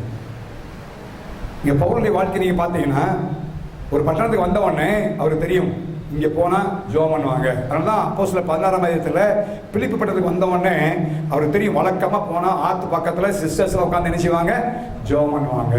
அங்க போகிற வழக்கமாய் ஜெபிக்கிற இடத்திற்கு, கூடி வந்திருக்கிற இடத்துல போனான்னு சொல்லி இப்படி ஒவ்வொரு இடத்தை பத்தி அவருக்கு தெரியும். ஐக்கியம் கொண்டார்கள். இன்னைக்கு நான் சொல்லும் போது தவறா நினைக்கக்கூடாது, அவர்களை நேசிக்கணும், அவளுக்கு ஜெபிக்க. நான் கடந்த வார்த்தை கடந்த நாட்டில் சொல்லியிருக்கேன், நம்ம அன்பு கூறுகிறவங்களுக்கு சுவிசேஷம் சொல்லாட்டா அவங்க மேல நம்ம அன்பு கூறல, அவங்க மேல பயங்கரமா நம்ம மோசம் போக்குகிறோம் என்று சொன்னேன். சொல்ல வேண்டியது நம்முடைய கடமை. உண்மையா அன்பு கூறுவோமானா, அவங்க மேல அன்பு கூறுவோமானால், நம்ம உறவினரானாலும் நண்பர்களானாலும் அவளுக்கு இயேசுவை பத்தி எப்படியாவது சொல்லிடணும். அதான் உண்மையான அன்பு. அப்படி இல்லைன்னா அவளை மோசம் போக்குகிறோம் என்று அர்த்தம். காரணம், சுவிசேஷ சொல்லியாச்சுன்னா அது அவருடைய கடமையாய் மாறிவிடும். கர்த்தர் எப்படியாவது சந்திப்பார். அப்படி இல்லைன்னா நித்திய நரகத்துக்கு போகும்பொழுது ஒரு நாள்ல அவள் குற்றம் சாட்ட போகிறார்கள். இத்தனை நாள் என்னோடு இருந்தாயே, இத்தனை நாள் ஷாப்பிங் வந்தையே, இத்தனை நாள் எங்களோட ஹோட்டல்ல சாப்பிட்டியே, விளையாடியே, இயேசு பத்தி சொல்லவே அப்பான்னு சொல்லி குற்றம் நம்ம மேல சுமத்தப்படும். அது நிச்சயமா நடக்க போகுது. ஆகவே நாம் சுவிசேஷம் சொல்லுவதற்கு, ஆதாயம் பண்ணுவதற்கு அவளோடு பழகணும், அவளுக்கு உதவி செய்யணும். கஷ்டப்படும் பொழுது அவளை போய் ஆதரித்து நாம் உண்மை அவளுக்கு செய்ய வேண்டிய உதவி செய்யும். ஆனால் நம்முடைய ஐக்கியம், நம்முடைய சகவாசம் என்று சொல்லுவது ஆண்டவருடைய ஜனத்தோடு இருக்க வேண்டியது அவசியம். வேத வாசிப்பிலும் ஜெபத்திலும் தரித்திருக்க வேண்டியது அவசியம். நம்முடைய குடியிருப்பு எங்கன்னு பாருங்க. சிலருக்குலாம் சாயந்தரம் ஆன உடனே அப்படியே வண்டி எடுத்துட்டு ஒரு டவுனுக்குள்ள ஒரு ரவுண்டு போயிட்டு வராட்டா என்ன செய்யாது, தூக்குறாரு. நான் பரிச வாழ்வை பார்த்துருக்கேன். அப்படியே போய் பார்த்து வரணும், அப்பதான் அவங்களுக்கு ஒரு நிம்மதி. இல்லை, இந்த நாட்கள் வாலிபரே சொல்லுது, கத்தரை தேடுங்க. வருங்காலங்கள்லாம் உங்க காலங்கள்லாம் கத்தர் கையில் இருக்கு. வருங்காலம் ரொம்ப கஷ்டமான காலங்கள், ரொம்ப கடுமையான காலத்தை வாழ்ந்துட்டு இருக்கிறோம். தேவ சமூகத்துல செலவழிப்பிலானால் கர்த்தரோட ஆசீர்வாதம். ஆகவே நாம் யாரோடு ஃபெல்லோஷிப் வைத்து, நம்முடைய உறவு முறை யாரோடு நெருக்கமா இருக்கிறது என்பதை பார்ப்போம். அந்த ரட்சிக்கப்படாத ஒழுக்கமானா அது அசுத்தாவுடைய சுபாவம் அதனுடைய வாழ்க்கையில அகற்றப்படட்டும். இரண்டாவதாக அந்த வசனத்தை வாசிக்கும் பொழுது வாசிங்க. அவனினால் சங்கினால் கட்ட ஒருவனாலும் கூடாது இருந்தது, அவனை அடக்க ஒருவனாலும் கூடாது. 4ஆம் வசனம், அவனை அடக்க ஒருவனாலும் கூடாது. சில பெருமையா சொல்றத நான் பார்த்துருக்கிறேன். அவங்க சொல்லுவாங்க, பாஸ்டர் நான் யாரு சொன்னாலும் என்ன செய்ய மாட்டேன், கேட்க மாட்டேன். யார் சொன்னாலும் நினைச்ச மாட்டேன், கேட்க மாட்டேன். அது அவங்களுக்கு பெருமையா நினைக்கிறாங்க. பெருமை இல்லை, அது அசுத்தாவின் தன்மை. நல்ல ஆலோசனை சொல்லப்படும் பொழுது நமக்கு என்ன இருதயம் வேணும், கீழ்ப்படுதலுடைய இருதயம் வேணும். கீழ்ப்படுதலுடைய இருதயம் அது கட்டாய அவசியம். அது யாராயிருந்தாலும் சரி, யாராக இருந்தாலும் சரி, என்னையும் உள்ளடக்கி நான் சொல்லுவேன். நல்ல ஆலோசனைகள் சொல்லப்படும் பொழுது நம்ம அதை அன்பாய் கேட்க வேண்டும். என்னுடைய வாழ்க்கையில் இன்றைக்கும் நான் ஆலோசனை கேட்பதற்கு ஆயத்தமாக இருக்கிறேன். சொல்லப்படுகிற சில ஆலோசனைகள் கீழ்ப்படுகிறது, சில ஆலோசனை கைப்படுத்து. சரி, இப்படி செய்தால் நலவாக இருக்கும். செகண்ட் சான்ஸ் கொடுத்து அதை யோசிச்சு பார்த்து இது சரி. காரணம், எல்லாரும் மனிதர்கள், தவறக்கூடிய வாய்ப்புகள் நமக்கு இருக்கு. அதனால நமக்கு பெரியவர்கள், மூத்தவர்கள், ஆவிக்குரிய தலைவர்கள் உங்களுக்கு சொல்லுகிற ஆலோசனையை நீங்கள் கீழ்ப்படிய வேண்டும். உங்களுக்கு வந்து சொல்லும் பொழுது அவர் யார் சொன்னாலும் கேட்டுக்கிடுவாரு அப்படின்ற உங்களை பத்தி சொல்லணும். இல்லைன்னா சில பேர் சொல்லுவாங்க, ஐயோ அவருக்கு யாரு போய் சொல்லுவா, அவர் யார் சொன்னாலும் நினைச்ச மாட்டாரு, கேட்க மாட்டாரே அப்படின்னா நம்ம நிலைமை ரொம்ப பரிதாபம் என்கிறதை நினைத்துக்கணும். நமக்கு பெருமை இல்லை, பரிதாபம். நம்முடைய நிலைமை பரிதாபம் என்பதை நம்ம உணர்ந்து கொள்ள வேண்டும். அதனால யாரையும் ரொம்ப பாஸ்டர்னு சொல்லாதீங்க. நான் என்னுடைய வார்த்தைகளால பாஸ்டர்னு போடுறதில்லை, என்ன சொல்றது. காரணம் என்னன்னா, பாஸ்டர்னு கூப்பிட பழகிட்டாங்கன்னா ஐயோ யாரு பாஸ்டர்கிட்ட போய் சொல்றது அப்படின்ற ஒரு கொஸ்டின் உண்டாயிடும். அப்ப எனக்கு பின்னால் ஒரு பெரிய குடிய தோன்ற மாதிரி என்ன செய்யும் ஆயிரும். அதனால நான் பாஸ்டர் சொல்லாதனால பாஸ்டர் அல்லாம இல்லை. சகோதரர் என்ற முறையில பழகும் பொழுது அன்பா சிலர் இப்படி செஞ்சா நல்லா இருக்குமே, ரைட், ஓகே, பரவாயில்ல, சிந்தித்து பார்க்கலாம், செயல்படுத்தலாம். அது முக்கியம். காரணம், எல்லா மனிதர்கள் யாராய் இருந்தாலும் எப்படிப்பட்டவர்கள் மனிதர்கள், எந்த விதத்திலும் பிசாசு என்ன செய்யலாம். பேதுருக்கு நான் இப்ப சொன்னேன், என் சபையை கட்டுவேன் என்று ஆண்டவர் சொன்னார். இதை பேதுரு தான் சொன்னான். ஆண்டவரே, என்னை யார் என்று ஜனங்கள் சொல்லுகிறார் என்று ஆண்டவர் கேட்டார். எல்லாரும் சொன்னா அவர் தீர்க்கதரிசி, அவர் அப்படி இப்படி பண்ணாங்க. உடனே ஆண்டவர் டைரக்டா கேட்டா, இப்ப நீங்க என்னப்பா சொல்றீங்க? மத்தவங்க சொல்றது ரைட்டு, இப்ப நீங்க என்ன சொல்றீங்கன்னு கேட்டார். எல்லாரும் அப்படியே தகச்சு போயிட்டாங்க. என்னடா சொல்றது? மத்தவங்க சொல்றாங்கிறது ஈஸி, நம்ம சொல்றது ரொம்ப கஷ்டம். உடனே பேதுரு தான் சொன்னா, நீர் ஜீவனுள்ள தேவனுடைய குமாரனாகிய கிறிஸ்து. ஆண்டவர் சொன்னார், இந்த கல்லின் மேல், அந்த கிறிஸ்து என்கிற கல்லின் மேல சபையை கட்டுவேன். அந்த வெளிப்பாட்டை பெற்றுக்கொண்டார். கொஞ்ச நேரத்துல என்ன பண்ணா, ஆண்டவர் இயேசு தன்னுடைய மரணத்தை குறித்து சொன்னார், இவெல்லாம் சாப்பிட்டு. உடனே தனியா கூட்டு போய் கட்டி உண்டு, இதெல்லாம் அவங்களுக்கு என்ன செய்யாது, சம்பவிக்க கூடாது. அடப்போ பிசாசேன்னு வாங்கினார். அதே பேதுரு தான். எல்லாரும் மூலமா எந்த மூலமா எப்படி இருக்கலாம். ஆகவே நம்ம ரொம்ப கவனமா இருக்கணும். ஆகவே வாலிப பிள்ளைங்க, உடைய பெற்றோர்கள் சொல்லுகிற வார்த்தைகளுக்கு நீ கீழ்ப்படியவன். வாலிப பிள்ளைகள் பயணம் சொல்லுது, உனக்கு ஒன்றும் தெரியாது. நீ பெற்றோரை பார்த்து நீ சொல்லுகிற பிள்ளைகளை பார்த்தா எனக்கு செவுட்டில் இருக்குன்னா, பெற்றோரை பார்த்து நீங்கன்னு சொல்ல போறாங்க. பெற்றோர் வயதானாலும் கிளடுன்னு சொல்ற காரியம் இன்னைக்கு சில இடங்களில் என்ன தெரியல. பைபிள் அப்படி சொல்லி தரவே இல்லை. பெற்றோர்களை கனப்படுத்த வேண்டும். பெற்றோர்களை என்ன செய்யணும்? கனம் பண்ண வேண்டும். பெற்றோரை தகப்பனையும் தாயும் கனம் பண்ண வேண்டும், மிக முக்கியம். ஆகவே உங்களை பெற்றோர் அவ்வளவு ஒருவேளை படிக்காதவங்களா இருக்கலாம், உங்களை போல கல்வியில சிறந்தவங்களா இருக்கலாம், ஆனா உங்களை படிக்க வைத்திருக்கிறாங்க. உனக்கு ஒன்றும் தெரியாது அப்படின்னு சொல்லாது, உங்களுடைய நல்ல வாழ்வைக்காக இருக்கிறார்கள். ஆகவே வாலிப பிள்ளைங்க, பெற்றோருக்கு நீங்கள் கீழ்ப்படிய வேண்டும். ஆலோசனை, நல்ல ஆலோசனைகள் பின்வாங்குறவனுக்கு அது கசப்பா இருக்குமா, ரொம்ப கஷ்டமா இருக்கும் அந்த ஆலோசனை எல்லாம். ஆனால் அது இன்னைக்கு கசப்பாக தான் இருக்கும். ஆனால் உங்களுடைய வாழ்க்கையில ஒரு காலத்தை திரும்பி பார்க்கும் பொழுது, நீங்க மேல வந்து நிற்கும் பொழுது அதெல்லாம் உங்களுக்கு என்ன செய்யும்? பெரிய சந்தோஷமா இருக்கும். அதனால வாலிப உங்களுடைய வருங்காலங்கள் ஆசிரியக்கப்படும். உங்களுக்காக ஜெபித்துக் கொண்டிருக்கிறோம். நாட்களில் அதிகமாக ஜெபிக்கிற காரணம், வரப்போற நாட்கள் வேலை இல்லா திண்டாட்டம், வேலை இழப்பு, பல காரியத்தை பார்க்கிறோம். உடைய எதிர்காலங்களாம் கர்த்தருடைய கருத்தில் நம்முடைய பிள்ளைகளை கர்த்தர் வித்தியாசப்படுத்தி நடத்துவார். ஆகவே நீங்களும் கர்த்தருடைய வழி நடக்கும். ஆகவே வார்த்தைக்கு நம்ம கீழ்ப்படுகிற ஒரு இருதயம் அங்கே இருக்க வேண்டும். அது மாத்திரமல்ல, சங்கிலியினால் அவன் கட்டப்பட்டு அநேகர் முறிக்கிறான் என்று எழுதப்படுகிறது. அவன் அதை குறித்து நான் யோசிச்சவில்லை. நான் சொல்ல முடியும், அநேக நேரங்களில் நம்ம தீர்மானம் பண்ணுகிறோம், இப்படி இருக்கணும், அப்படி போகணும், பல தீர்மானங்கள் பண்ணுகிறோம். ஆனால் அந்த தீர்மானம் என்ன செய்கிறோம்? முறித்து விடுகிறோம். தீர்மானம் எடுத்து அதை நிறைவேற்றும். தானியேல் தீர்மானம் பண்ணினான், அதை என்ன செய்தானுங்க? நிறைவேற்றினான் வாசிக்கிறோம். கிருபை திருவர். அவே தீர்மானங்கள் இல்லாத வாழ்க்கை ஆசிரியக்கப்பட்ட ஒரு வாழ்க்கை இல்லை. ஒவ்வொரு நாளும் தீர்மானிக்கும். ஜனவரி மாதம் 1ஆம் தேதி மட்டும் நினைச்சு கூடாது, தீர்மானம் பண்ணக்கூடாது. ஜனவரி மாதம் 1ஆம் தேதி தீர்மானம் பண்ணிட்டு அதோட சரி எல்லாம் ஒழிஞ்சிச்சு அப்படி இல்லை. தீர்மானிக்கிற மனுஷன் தான் ஜெயமுள்ள மனிதனாய் மாறப்படி. ஒவ்வொரு நாளும் தீர்மானிக்கும். காலையில் எழுப்பி இன்னைக்கு இதை செய்யணும், இவ்வளவு நேரம் பைபிளை வாசிக்கணும், இவ்வளவு நேரம் கர்த்தரை தேடணும், இன்னைக்கு இந்த வேலையை செய்யணும், குடும்பத்தில் இந்த காரியத்தை செய்யணும். தீர்மானித்து செயல்படலைன்னா அன்னைக்கு 24 மணி நேரம் இல்லை, 48 மணி நேரம் இருந்தாலும் ஒரு காரியத்தை செய்யவே முடியாது. பிள்ளைகளும் தீர்மானிக்கணும். பரீட்சை வருது, +2 10th பிள்ளைகளாம் பரீட்சை வருது, எந்தெந்த பாடத்தை எப்போ படிக்கணும் தீர்மானம் பண்ணணும். நாம் செய்ய வேண்டிய காரியத்தை செய்யும் பொழுது கர்த்தர் நமக்கு செய்வார். தானியேல் தீர்மானித்தான். அந்த தீர்மானத்தை நிறைவேற்றுவதற்கு அந்த பிரதானியுடைய தலைவர்கள் கர்த்தர் என்ன கொடுத்தாரு? தயவு கொடுத்தார். அப்ப தீர்மானிக்கணும். ஒவ்வொரு காரியத்தையும் தீர்மானிக்கணும்.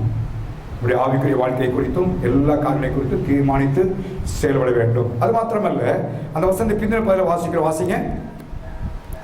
அவன் கூக்குரலிட்டு எப்பொழுதும் இரவும் பகலும் என்ன பண்ணுவானா? சத்தமா சொல்லுங்க. கூக்குரல், பயங்கர சத்தம், எல்லாம் கூக்குரலிடுவான். ஆண்டவர் இயேசுவை குறித்து நீங்க வாசிங்கன்னா, ஏசாயா 42ஆம் அதிகாரம் 2ஆம் வசனத்தை வாசிங்க. Isaiah chapter 42 verse 2. ஏசாயா 42:2. இயேசுவை பற்றி எழுதப்பட்டிருக்கிறது. அவர் கூக்குரலிடவும் மாட்டார், அவருடைய சத்தத்தை உயர்த்தவும், அவருடைய சத்தத்தை வீதியிலே கேட்கப்படவும் மாட்டார். அப்ப அவர் சத்தம் கூக்குரல மாட்டாரு, தெருவில் அவர் சத்தம் கேட்காது. ஆனா இந்த அசுத்தாவி தன்மையுள்ள மனுஷனுடைய வாழ்க்கையில் பார்த்தீங்கன்னா கூக்குரலிடுவான். சில வீட்டில் ஒரு கண்ணாடி டம்ளர் உளுந்து போச்சுன்னா வீடே உடைச்சது மாதிரி பயங்கர சண்டை, சத்தம் இல்லை. நான் மிக கவனமாக காணப்பட வேண்டும். சத்தத்தை உயர்த்தக்கூடாது. இயேசு சத்தத்தை உயர்த்தலை.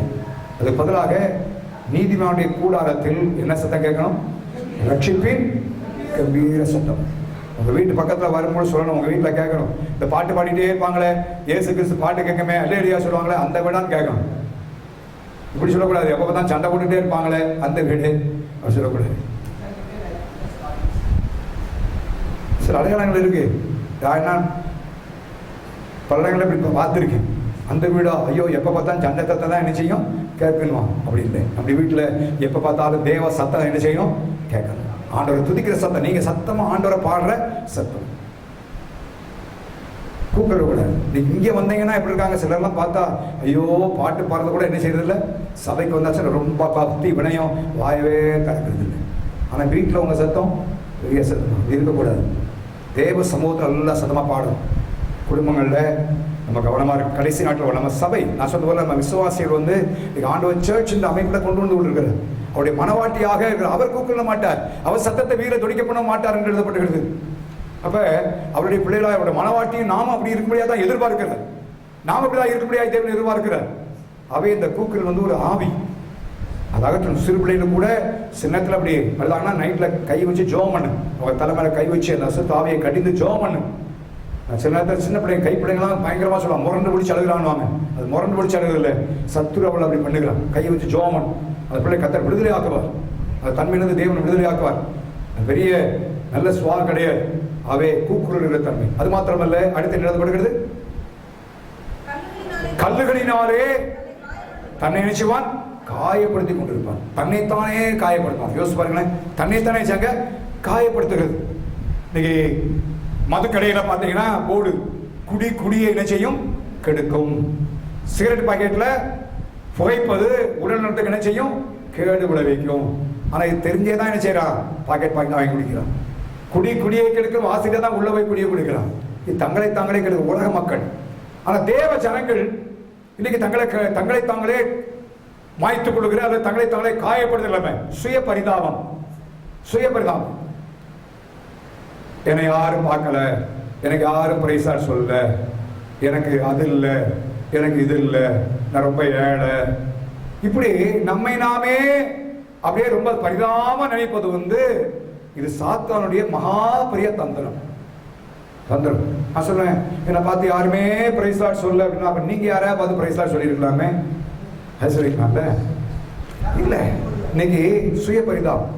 பல நேரங்களில் பிசாசு செய்கிற காரியம் அவங்களை அப்படியே சுய பரிதாபம் கொண்டு போய் அப்படியே ஜெபிக்க விடாம, பைபிள் வாசிக்க விடாம, அப்ப தேவன் ஐக்கியத்தை பார்க்க ஜனங்களை பார்க்க விடாம, ஐக்கியம் கொள்ள விடாமையா கடைசியில் பாதாளத்தை கொண்டு போயிடுவாங்க. இல்லை, இயேசு ரத்தத்தால கழுவப்பட்ட எல்லாருமே தேவனுடைய பிள்ளைகள். நான் சொன்னேன், எல்லாரும் கத்த தாளங்களை கொடுத்திருக்கிறாரு, எல்லாரும் கத்த கிருபையில வச்சுதாருங்க கொடுத்திருக்கிறார். எல்லாருடைய பிள்ளைகள் என்கிற உணர்வு வேணும். நான் பெருசனா இருக்கணும்ல, எனக்குள்ள இயேசு இருப்பதனால நான் ரொம்ப சிறந்தவன், அவ்வளவுதான். அவருடைய அவயவம் அவயத்தில் எல்லா அவயவம் அவராகவே இருக்கும். அவை சுய பரிதாபம் என்கிற இடத்திற்கு நம்ம இடம் கொடுக்கிறார். ஒன்றும் இல்லாமல் இருக்கலாம், ஆனா சகலத்தை உடைய ஆண்டவர் இயேசு நமக்குள்ள செய்யறாங்க இருக்கிறார். ரொம்ப பேர ரைட்டு, ஆனா ஞானவானாகிய கிறிஸ்து நமக்குள்ள இருக்கிறாரு. அந்த விதத்தை கொண்டு வர வேண்டும். நம்ம ரொம்ப பரிதாபப்பட்டோம்னா பிசாசு சொல்லுவான், ஆமா உனக்கு ஒண்ணுமே இல்லை, யாரும் மதிக்கல, குடும்பத்தோட மதிப்பு இல்லை, உனக்கு அது இல்லை, இது கடைசியில் தன்னை உயிரை மாய்த்துக் கொள்ளக்கூடிய எத்தனை பேர் செத்து போறாங்க பார்த்தீங்களா? எத்தனை பேர் தங்களை உயிர்த்து மாய்த்து கொள்ளாங்க. அவை நாட்டில் கவனமா இருக்கும். இவையெல்லாம் அசுத்தாவின் தன்மைகள். இவையெல்லாம் நம்முடைய வாழ்க்கை இருக்குமானால் இதெல்லாம் விட்டு அகற்ற வேண்டியது ரொம்ப ரொம்ப அவசியம். ஆண்டவர் சொன்னது போல அந்த ஆளை விரட்டல, ஆவியை விரட்டினார், அவனை கத்தரை செய்யாங்க விடுதலை செய்தார். இந்த நாட்டில் கத்தர் நம்முடைய வாழ்க்கையை விடுதலை செய்ய முடியும். பாவத்திலிருந்து விடுதலையாக்கப்பட்டிருக்கிற உண்மை. தேவாலயத்துக்கு புறமாக இருந்தோம், சபைக்கு வெளியே இருந்தோம், கத்த சபை கொண்டார் உண்மை. ஆனால் இப்படிப்பட்ட தன்மைகள் இந்த நாட்களில் நம்முடைய வாழ்க்கையிலே காணப்படக்கூடும். இவைகள் நம்முடைய வாழ்க்கையிலிருந்து அகற்றப்பட வேண்டும்.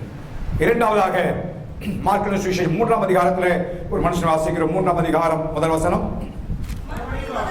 மறுபடியும் அவர், நல்லா கவனிங்க, வேற வார்த்தையை பாருங்க, மறுபடியும் அவர். அப்ப என்ன அர்த்தம்னா, ஆண்டவர் மாசத்துல ஒரு நாள் ஆராதனை போயிட்டு வந்துட்டேன், சோத்ரா இல்லையா இனி போதும், அப்படி இல்லை. மறுபடியும் அவர் ஜெபாலயத்துக்குள்ள போறாரு. அங்கே சூம்பின கையை உடைய மனுஷன் இருந்தான். நல்லா கவனிங்க, அந்த நாட்களில் ஜெபாலயங்களில் இயேசு மாத்திரமல்ல, வழிபோக்கர்கள் வருகிற எல்லாருமே பிரசங்கம் பண்றது உண்டு. அங்கே விசேஷ பிரசங்கம் தேவனுடைய வார்த்தையை பேசுவாங்க. எத்தனையோ வந்துட்டு போயிருக்கலாம். ஆனா இயேசு ஜெப ஆலயத்துக்கு வந்த வேளையிலே அசுத்தாவை பார்த்தார். உடனே சரிப்படுத்தினார். ஏன்னா வரப்போற நாட்டில் என்னுடைய சபை இப்படிப்பட்ட சபையாக இருக்கக்கூடாது, மையமுள்ள சபையாய் காணப்படுவனால் இப்படிப்பட்ட தன்மை உள்ளவர்கள் இருக்கக்கூடாது. இரண்டாவது சொன்ன எத்தனையோ வந்திருக்கலாம், சூமின வைக்கிற மனுஷன் பார்த்து ஐயோ பாவம் அப்படின்னு போயிருந்திருக்கலாம். ஆனா இயேசு அப்படி அல்ல, சரிப்படுத்த விரும்பினார். வேதம் சொல்கிறது அவனை எல்லா கிரௌடுக்கு முன்னாலையும் நிப்பாட்டிட்டு ஏய் உன் கையை நீட்டு என்று சொன்னார். உன் கையை என்ன செய்ய நீட்டு என்று சொன்னார். இப்ப நம்மளை அந்த நிலைமையில வச்சு பாருங்களேன். எப்பயுமே வசனம் வாசிக்கும் பொழுது நம்மளை கொஞ்சம் என்ன செய்யணும், அங்க இருந்தா நம்ம என்ன சொல்லியிருப்போம், நம்முடைய ரியாக்ஷன் என்னவா இருக்குன்னு யோசிப்போம். சும்மா அப்படி வாசி வரக்கூடாது. நம்ம இருந்தோம்னா என்ன சொல்லியிருப்போம், ஆண்டவரே நீட்ட முடியாதனாலதான் வலி இருக்குன்னு அழுகுது. அழுகிற பிள்ளைய பார்த்தா அழாதன்னா அது என்ன செய்யும், வலி இருக்குன்னு என்ன செய்யறேன், நான் அழுகிறேன்னு சொல்லு. அப்ப எப்படி ஆண்டவரே நான் எப்படி நீட்ட முடியும், நீட்டுறாரு. ஆனா என்ன செய்யாம நீட்டினால் அது மறு கையை போல நினைச்சாங்க சொஸ்தமாயிற்று என்று வாசிக்கிறோம். அப்ப இது என்ன காரியம், கரம் என்பது நீட்டப்படுதல் குறித்து சொல்லும் பொழுது, ஒன்று தேவனுடைய ஊழியர்களுக்கு கரம் கொடுப்பது, கர்த்தருடைய கிரியைகளை நடப்பிப்பது. நானும் நீங்களும் நம்முடைய கர்த்தருக்காக கரங்களை கொடுக்கணும். பவுல் சொல்கிறார்கள் வலதுகை கொடுத்தார்கள் என்று சொல்லுகிற பவுல் ஊழியத்துல உற்சாகப்படுத்த வேண்டும். அதாவது கர்த்தருக்காக நாம் ஏதேனும் காரியங்களை செய்யணும், ஊழியம் செய்யணும். ஏதாவது நம்மால் இயன்றதை தேவனுக்காக செய்யணும். நம்முடைய கை சூமின கையா இருக்கக்கூடாது. இரண்டாவதாக கர்த்தருக்கு கொடுக்கிற விஷயத்துல நாம் கரத்தை நீட்ட வேண்டும். ஆண்டவருடைய கிருபையினாலே நம்முடைய சபை விசுவாசிகள் கொடுப்பதை நான் பாராட்டுகிறேன். நம்முடைய சபை விசுவாசம் கொடுக்கிறதுனால கிட்டத்தட்ட 21 மிஷனுக்கு மேல இன்னும் பல ஊழியர்களுக்கு, கிராமங்களில் ஊழியர் செய்கிற ஊழியர்களாம் உதவி செய்து கொண்டிருக்கிறோம். கொடுப்பதனால நாம் ஆசீர்வதிக்கப்பட்டு கொண்டிருக்கிறோம். ஆனாலும் கர்த்தருடைய வார்த்தை சொல்வதனால நான் சில வார்த்தைகளை சொல்லி நான் செல்ல விரும்புகிறேன். நான் கொடுப்பதை குறித்து அதிகமாக சர்ச்சையில் பேசல. காரணம் என்ன, எல்லாம் கொடுக்கிறவர்கள் கொடுக்கிறதுனால தேவன் ஆசிரியக்கிறார். நம்ம சர்ச்சை இந்த முறை கட்டி கொடுப்பதற்கு காரணம் தேவன் கொடுத்தது. யாரிடத்திலும் இதுவரை ஸ்தாபனத்திலோ அல்லது எந்த ஒரு ஊழியத்திலோ மனுஷத்திலோ ஒரு பைசா ஊழியத்திற்கு தேவை, சபை கட்டுமானது தேவை என்று நம்ம இதுவரை சொல்லல. ஆனா ஆரம்பத்தில் வந்த சமயத்தில் ஒண்ணுமே கிடையாது. அப்பயும் யார்ட்டையும் சொல்றதில்லை, இப்பயும் யாரும் சொல்ல போறதில்லை. ஆனா கர்த்தர் நம்முடைய தேவை செய்றாங்க, சந்திக்கிற ஆண்டவர் கிருபையினால. காரணம் என்ன, கொடுங்கள் அப்பொழுது உணர்ச்சிப்படும் கொடுக்கப்படும். நம்ம கர்த்தர் கொடுத்தோம். ஆரம்ப நாட்களில் சின்ன சபையா இருக்கும் பொழுது அப்பயே கொடுக்க ஆரம்பித்தோம், மிஷனுக்கு கொடுக்க ஆரம்பித்தோம். ஆனா கர்த்தர் இன்று வரைக்கும் நமக்கு எவ்வளவு தேவையோ அவ்வளவு தேவையே தேவன் நினைச்சாருங்க கொடுத்து கொண்டே இருக்கிறார். யாருதான் சொல்லுது வசதி யாருக்கு. ஒரு முறை நம்ம ரிக்கி கார்டன் இருக்கிற ஜப்பானுக்கு போயிருந்தேன். அப்ப அவர் கேட்ட காரியம் தான், உங்க சபைக்கு என்ன வேணும் என்று கேட்டார். நான் சொன்ன சர்ச்சுக்கு எல்லாமே வைத்திருக்கிறேன், பில்டிங் இருக்கிறது, சகல காரியம் செய்தோம், வைத்திருக்கிறோம். இப்ப எனக்கு தேவை ஒன்ற அவசரம் எல்லாவற்றையும் முடித்த பிறகு நம்ம வெளிநாடு போனேன். ஆண்டவர் ஆனா கொடுப்பதை பத்தி இங்க சொல்லப்பட்டதுனால நான் சொல்லுபடி விரும்புகிறேன். ஆண்டவர் கொடுப்பது மிக மிக அவசியம். கரங்கள் நீட்டப்பட்ட கரங்களா என்ன செய்யணும், இருக்கணும். எப்ப நான் சொல்றேன், என்னுடைய வாழ்க்கையில தரித்திரத்தின் வழியாய் போகணும். கொடுப்பதுடைய கரம் சூமின கையா இருந்த உண்மை. என்னுடைய குடும்பமா நான் படிக்கிற காலத்துல தரித்திரம், ஆண்டவர் கொடுக்கிற ஆவிக்குரிய சபை தான் போகணும். ஆனால் மிக கஷ்டம், தசமா கொடுக்கறதுனால, கர்த்தர் கொடுக்க வேண்டிய பங்கை கொடுக்காதனால படிப்பு நிறுத்த வேண்டிய சூழ்நிலை, சாப்பாடு இல்லாத சூழ்நிலை, இதெல்லாம் இருந்தது. ஆனா என்னைக்கு நாங்க கரத்தை நீட்ட பழகணுமோ அன்றையிலிருந்து கர்த்தர் எங்களை தனிப்பட்ட முறையில ஆசிரியத்ததை நான் பார்த்தேன். ஆயிரக்கணக்கான சாட்சிகளை நம்ம சொல்ல முடியும். ஆகவே சபையில தேவன கடைசி நாட்களும் நீட்டப்பட்ட கரங்களுடையவர்கள் தாராளமாய் கணக்கு பார்க்காம சந்தோஷமா கர்த்தர் கொடுக்கிறவர்களை கர்த்தர் சேருங்க எதிர்பார்க்கிறார். அப்படிப்பட்டவர்களை வைத்துதான் தேவன் இறுதி காலத்தை சபை ஆதி அப்போஸ்தலர் திருச்சபையிலும் அப்படியே தேவனுடைய மகிமை காணப்படுவது. தாராளமா அவர் கொடுத்ததை நம்ம பார்க்கிறோம். அது மாத்திரமல்ல, அடுத்த ஒரு காரியத்தை வாசிக்கும் பொழுது லூக்கா எழுதின சுவிசேஷம் 13ஆம் அதிகாரம் 10ஆம் வசனத்தை வாசி. லூக்கா 13:10. இயேசு ஜெபாலயத்திலே போதகம் பண்ணிக் கொண்டிருந்தார். அப்பொழுது 18 வருஷமாய் பலவீனப்படுத்தும் ஆவியை உடைய அவள் எவ்வளவேனும் நிமிரக்கூடாத கூனியாயிருந்தாள். எத்தனை வருஷம்? 18 வருஷம். இந்தம்மா யார் தெரியுமா? ஆபிரகாமுடைய குமாரத்தி. கீழே வாசிக்கிறோம், ஆபிரகாமுடைய குமாரத்தி. she is a believer. அவர் விசுவாசி. ஆபிரகாமுடைய குமாரத்தி. ஜெபாலயத்துக்கு போவாள், வருவாள். எப்படித்தான் போவா? கூனி. கூனி பார்த்துருக்கீங்களா எல்லாரும்? கூனி என்ன செய்ய முடியாது, மேல பார்க்கவே முடியாது, கீழேயே பார்க்கறதுதான். ஆனா 18 வருஷமா சொல்லி ஒருவேளை கிறிஸ்துமஸ் அப்ப சர்ச்சில் இருந்து சேரிட்டி ஃபண்ட் இருந்து சேலை வாங்கி கொடுத்துருக்கலாம், ஏதாவது பொருள் வாங்கிக்கலாம், பாவம், ரொம்ப பலவீனம், ரொம்ப பரிதாபம் அப்படிலாம் சொல்லியிருக்கலாம். ஆனா ஆண்டவர் பார்த்த விதம் வித்தியாசம். ஏன் கூனி பலவீனம் அல்ல, வேதம் சொல்லுகிறது சாத்தான் அவளை இணைச்சுதானங்க கட்டி இருந்தான். நீங்க நல்லா கவனிங்க. நீங்க அநேக விசுவாசுடைய ஆவிக்குரிய வாழ்க்கையில நம்ம பலவீனம் நினைச்சுட்டு இருக்கிறோம். பலவீனம் அல்ல, சாத்தான் கட்டி வைத்திருக்கிறார். எதுக்கு தெரியுமா? மேல பார்க்க முடியாது, மேல பார்க்க முடியாது. எங்கதான் பார்க்க முடியும்? கீழே தான் பார்க்க. இந்த பூமிக்குரியவைகள் எதை கத்த என்ன கிடைக்கும்? ஜோமன் என்ன கிடைக்கும்? சர்ச்சுக்கு வந்தா என்ன தருவாரு? அப்படி கிடைக்குமா, இப்படி கிடைக்குமா? இல்லை, கத்த தருவார். உங்களுக்காக ஜெபித்துக்கிட்டு இருக்கும். ஒவ்வொரு ஜெபங்களையும் நீங்க ஆசிரியக்கப்படணும், உங்களுடைய குடும்பம் ஆசிரியக்கப்படணும், வீடுகள் எல்லாருக்கும் வீடு வேணும், வாகனங்கள் வேண்டும். ஆண்டவரால் ஆசிரியக்கப்பட்டிருப்பது ரொம்ப நல்லது. நாம் ஆசிரியக்கப்பட்டிருக்கிறதுனால தான் நீ பல ஊழியர்களுக்கு நம்ம உதவி செய்து கொண்டிருக்கிறோம். அது வேற காரியம். ஆனால் உலகத்துக்குரிய காரியத்தையே நாடுகிற காரியம், பூமிக்குரியதையே இங்கேயே நாடுகிற காரியம் அதல்ல. கொலோசியர் 3ஆம் அதிகாரம் 2ஆம் வாசிக்கிறோம். பவுல் எழுதுகிறார், பூமிக்குரிய அல்ல, எதை நாடுங்க? மேலான நாடுங்க. எப்படி நான் அதிகமா ஜெபம் பண்ணலாம், இன்னும் எப்படி அதிகமா பைபிள் வாசிக்கலாம், இன்னும் கத்தருக்காய் எப்படி வாழலாம், எப்படி நான் ஆத்மாக்களை ஆதாயம் பண்ணலாம்.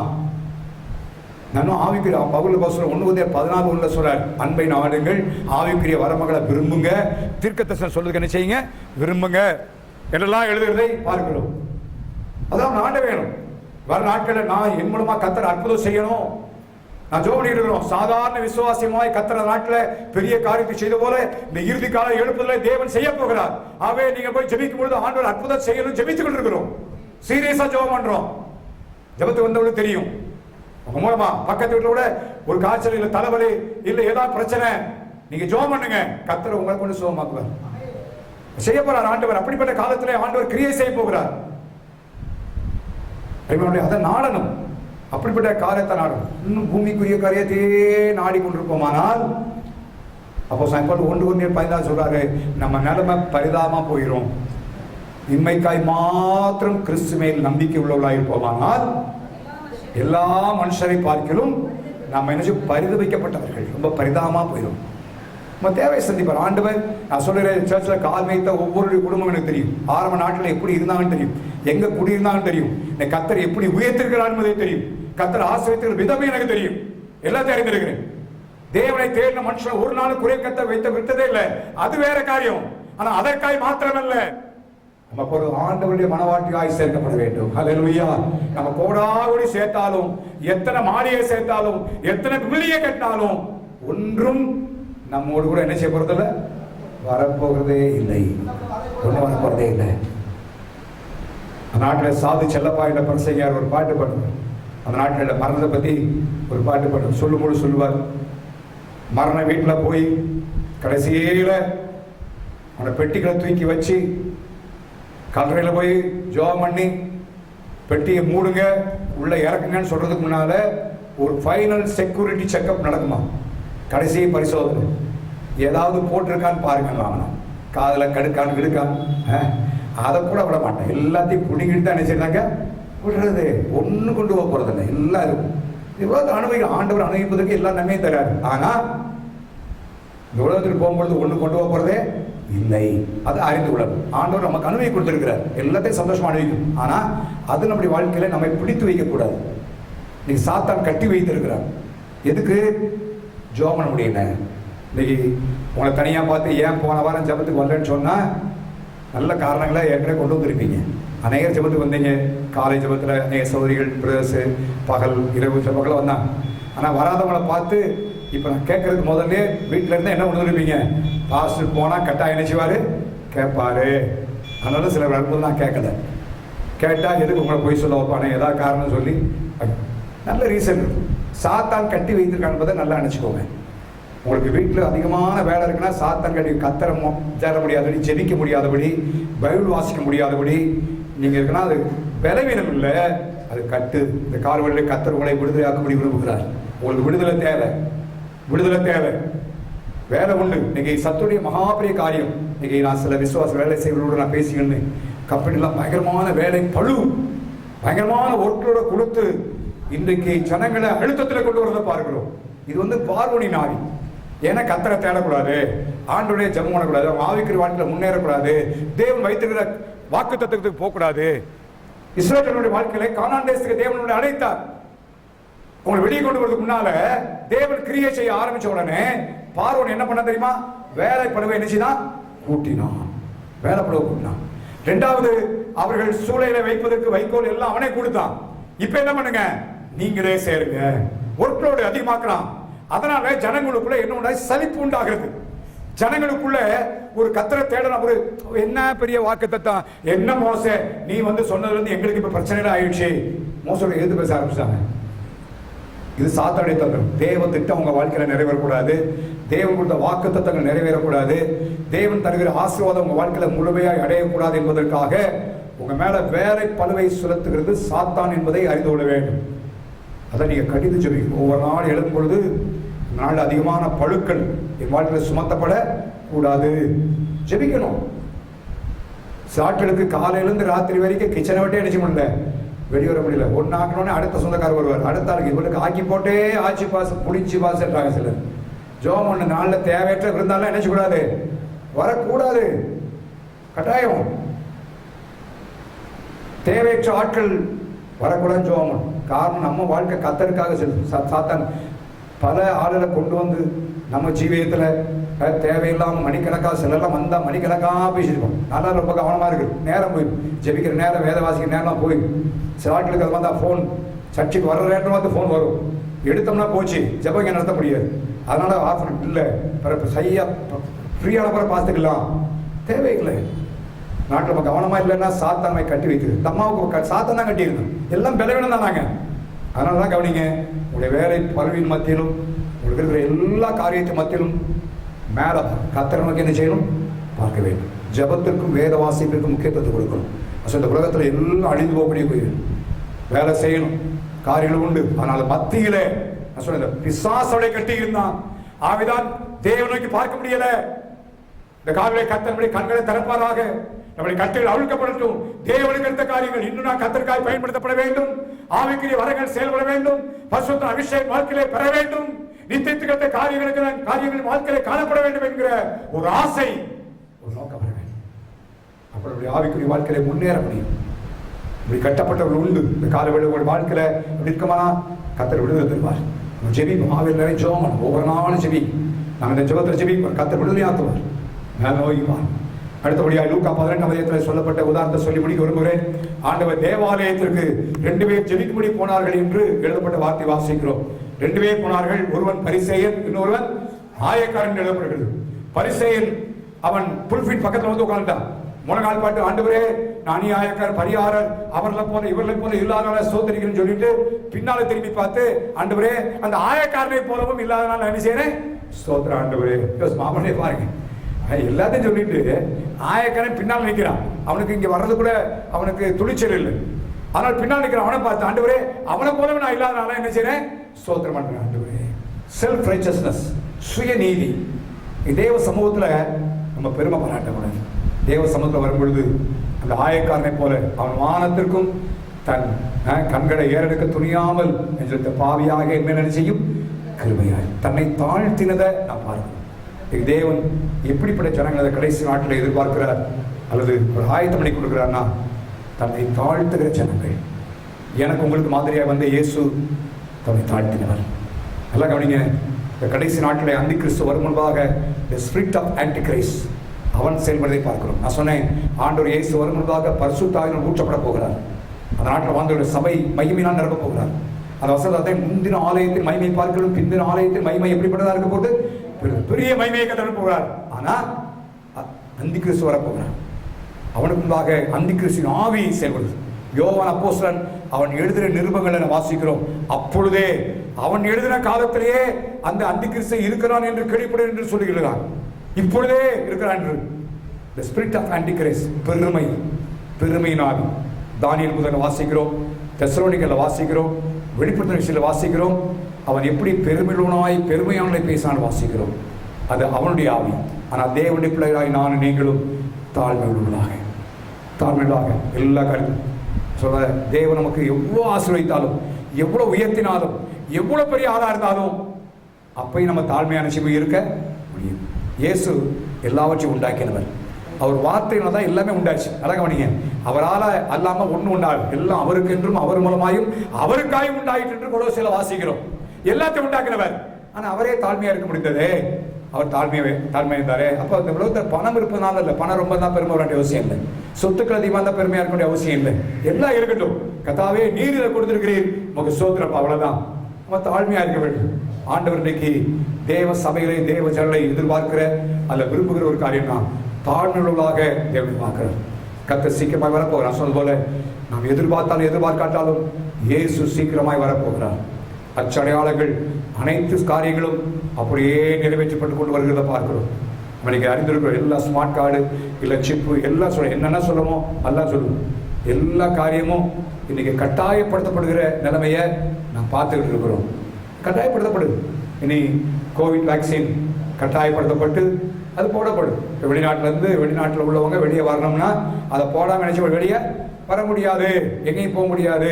இதான் கடைசி காலத்தில் அந்திகிறிஸ்துவின் முத்திரை என்ன, அது இல்லாம வாங்கவும் முடியாது, விற்கவும் முடியாது. அது அப்படியே உருமாறி வருகிறது பாருங்கள். எல்லாம் படிப்படியாய் படிப்படியாய் படிப்படியாய் படிப்படியாய் அந்த நாட்டில் வந்துட்டோம். ஆனால் அது எப்படியோ நமக்கு தெரியாது. ஆனால் ஆண்டவர் இயேசு நம் மனவாட்டியாகிய நம்மை சேர்த்து விட போகிறார். ஹல்லேலூயா. அதுதான் நமக்கு நம்முடைய காரியம். நம்ம அதை குறித்து யோசிக்க வேண்டிய சில அதை குறித்து அறிந்து கொள்ள வேண்டும். ஆனால் பயப்பட வேண்டிய அவசியம் இல்லை. நமக்கு ஆண்டவர் வர போகிறார். நான் மனவாட்டியாய் ஆயத்தம் பண்ணப்படணும். அந்த கத்தந்த கால்வழியிலே உங்களுக்கு பேசுகிற காரியம் இந்த நான் சொன்ன அந்த பகுதியில் ஏதாவது தன்மைகள் அப்படி வாழ்க்கை இருக்குமானால் எங்களை அகற்றுவோம். ஆண்டவர் இயேசு வரும் பொழுது கர்த்தரா இயேசுவே வாரும் என்று சொல்லுகிற அந்த ஒரு ஆயத்த நிலைமையில் இருப்போமானா அதை காட்டிலும் ஒரு பெரிய மகிழ்ச்சி வேற ஒன்றுமே இல்லை. அந்த இடத்துக்கு வரும்படியாத்தான் கர்த்தர் விரும்புவது. எல்லாரும் ஜெபம் பண்ணலாமா? கர்த்தாவே உம்மை துதிக்கிறோம். ஹல்லேலூயா. ஸ்தோத்திரம் ஆண்டவரே, உம்மை துதிக்கிறோம். மகிமையுள்ள சபைக்காக தேவன் தம்மை தாமே ஒப்பு கொடுத்தார் என்று வாசிக்கிறோம். ஆண்டவர் இயேசு சீக்கிரம் வரப்போகிறார். தம்முடைய சபையை சேர்த்து கொள்ளும்படி வரப்போகிறார். சபையின் முக்கியத்துவத்தை பார்த்தோம். சொந்த ரத்தத்தை சிந்திவான சபை. அவர் தான் சபையின் தலைவர். அது அவருடைய சபை. இந்த சபையை நடத்தி கொண்டிருக்கிற நான் ஒரு பொறுப்பாளி மாத்திரம்தான். அவருக்கு கணக்கு கொடுக்க வேண்டியவன், உத்தரவாதத்தை செலுத்த வேண்டியவன். அவரிடத்தில் கேட்டு பெற்றுக்கொண்டு உங்களை நடத்துகிறேன். அவரிடத்தில் கேட்டு பெற்றுக்கொண்டு உங்களை போஷிக்கிறேன். அவர் சொன்ன நிபந்தனைப்படி அவர் கட்டளையின்படி உங்களை கொண்டு போகிறேன். அதுதான் என்னுடைய வேலை. இது என்னுடைய சபை அல்ல, கர்த்தருடைய சபை. இந்த காலவெளியிலே ஒரு நாள் தேவாலயத்துக்கு புறமாக காணப்பட்டோம். நம்மளெல்லாம் கர்த்தர் ரட்சித்துக் கொண்டு வந்திருக்கிறார். தேவ சபையிலே கர்த்தர் கொண்டு வந்திருக்கிறார். தேவனுடைய பிள்ளையே, நானும் நீங்கள் இருக்கிற காலம் மிக பொற்காலத்திலே வாழ்ந்து கொண்டிருக்கிறோம். மிக முக்கியமான காலத்தை வாழ்ந்து கொண்டிருக்கிறோம். தேவன் தம்முடைய மகிமை சபையை மகிமையினால் நிரப்பக்கூடிய காலம். காரணம், அந்த மகிமையான சபைக்கு தான் வரப்போறார். அதுக்கத்தான் கர்த்தர் எல்லாத்தையும் அசைச்சிட்டு இருக்கிறார். எத்தனை அசைவு நிலைத்திருக்கிற மாத்தான் நிலைத்திருக்க போறாங்க. உலகம் முழுக்க நடக்கிற காரியம் இன்றைக்கு இல்லை. நான் பல தேசத்தில் இருக்கிற சபையின் பாஸ்டரோட பேசினேன். எல்லா இடத்துலையும் அசைவு, எல்லா இடத்துலையும் அசைவு. காரணம், கர்த்தர் சபையை மகிமையினால் நிரப்பும் என்பதாக அசைவை கர்த்தர் ஏற்படுத்துகிறார். இன்னைக்கு நம்ம கர்த்தர் மகிமையினால் நிரப்ப போறாங்க. நம்முடைய வாழ்க்கையில அசுத்தாவின் தன்மையுள்ள மனுஷனுடைய தன்மை இருக்கா? சும்மினம் கையுடைய மனுஷனை போல நம்ம இருக்கிறோமா? இந்த கூனியை போல நம்ம இருக்கிறோமா? இல்லை பரிசைனை போல இல்லாம ஆயக்காரனை போல இருக்கிறோமா? யோசிச்சு பார்ப்போம். கர்த்தர் இதை பேசி நோக்கம் நம்முடைய வாழ்க்கையில் குறைகள் இருக்குமானால், ஆண்டவரே நான் இப்படி வாழக்கூடாதப்பா, இந்த தன்மைகளை நோட்டு நீங்கட்டும் நமக்கு உகந்த பாத்திரமாய். ஆண்டவரே கர்த்தாவே, நான் ஜீவிக்க என்னை ஒப்பு கொடுக்குற ஆண்டவரே, கர்த்தாவே என்னுடைய வாழ்க்கையை அர்ப்பணிக்கிறேன். நீ வரும்பொழுது மனவாட்டி என்ற ஸ்தானத்தில் ஒரு மகிமுள்ள சபையாய் நான் இணைந்து நிற்க எனக்கு உதவி செய்யப்பான்னு சொல்லி எல்லா கதைக்கு ஜோமனும் எல்லா சத்தத்தையும் ஜோம் ஆண்டோடைய சமுதிரம் ஜோமனும். பிள்ளைங்களா ஒப்பு கொடுங்க ஆண்டவர், வாலிபர்களா ஒப்பு கொடுங்க ஆண்டவரே. எங்கள் வாழ்க்கையில் நாங்கள் தேவையற்ற ஐக்கியங்கள் வேண்டாம் ஆண்டவரே. நாங்கள் சரியாக கீழ்ப்படியணும், ஆலோசனை கீழ்ப்படியணும் சொல்லி செய்யணும். ஹல்லேலூயா, ஹல்லேலூயா, ஹல்லேலூயா, ஹல்லேலூயா. கர்த்தாவே ஸ்தோத்திரம், ஸ்தோத்திரம், ஸ்தோத்திரம், ஸ்தோத்திரம் அப்பா. ஹல்லேலூயா. உமக்கு உகந்த தூய பலியாய் இந்த உடலை ஒப்பு கொடுத்தேன். உமக்கு உகந்த தூய பலியாய் இந்த உடலை ஒப்பு கொடுத்தேன். ஆட்கொண்டு என்னை நடத்தும் அபிஷேகத்தாலே நிரப்பும்.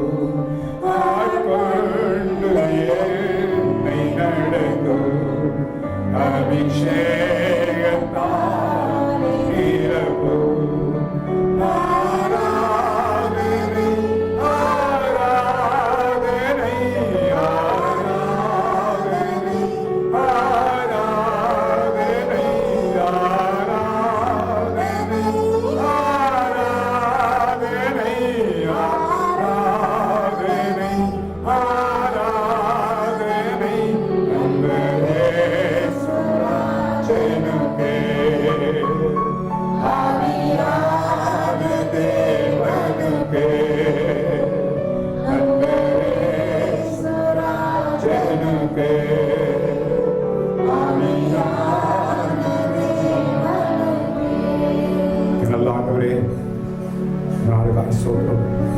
உலகத்தின் மிக முக்கியமான காலகட்டத்திலே நான் வாழ்ந்து கொண்டிருக்கிறோம் என்பதை நான் அறிந்திருக்கிறோம் அப்பா. அனைத்து காரியங்களும் இதை சுட்டி காட்டுகிறது. எத்தனையோ பசுத்தவான்கள் தேவனுடைய மனிதர்கள் இந்த நாட்களை காண ஆசையாயிருந்து அவர்கள் இல்லை ஆண்டவரே. ஆனால் அந்த நாட்களை காணும்படியாய் எங்களுக்கு நீ பெரிய பாக்கியத்தை கொண்டிருக்கிறீர். நீ அசவை ஏற்படுத்தினீர். நம்முடைய சபையை மகிமையினால் நிரப்பப் போகிற நாட்கள் வந்து கொண்டிருக்கிறது ஆண்டவரே. நீர் மகிமையிலே சபைக்காய் வரப்போகிற நாட்களும் நெருங்கிக் கொண்டிருக்கிறதப்பா. இந்த நாட்களில் இந்த சபையின் முக்கியத்துவத்தை நாம் அறிந்து கொண்டோம். எந்த விதத்திலும் சபையை அசட்டை பண்ணாதபடி நான் முக்கியப்படுத்த தேவாவியானவரே அடையாளம் செய்யும். நாளை கேட்ட வார்த்தைபடி அசுத்தாவின் தன்மைகள் எங்கள் ஒவ்வொருவரும் காணப்படக்கூடாதப்பா. இயேசுவின் நாமத்திலே சுத்திகரியும் அந்த தன்மை இருக்குமானால் அதிலிருந்து கர்த்தர் இந்த நாளிலே நீ விடுதலை செய்யும்படியாய் ஜெபிக்கிறோம். கர்த்தாவே, கரங்கள் நீட்டப்பட்ட கரங்களாய் உடைய ஊழியத்தை செய்வதற்கு, தாங்குவதற்கு, கொடுப்பதற்கு நீட்டப்பட்ட கரங்களாய் காணப்பட ஆண்டவரே. கர்த்தாவே, உமக்கு ஸ்தோத்திரம். பூமிக்குள்ளே மாத்திரமல்ல ஆண்டவரே, மேலான காரியங்களை தேடுவதற்கு உதவி செய்யும்.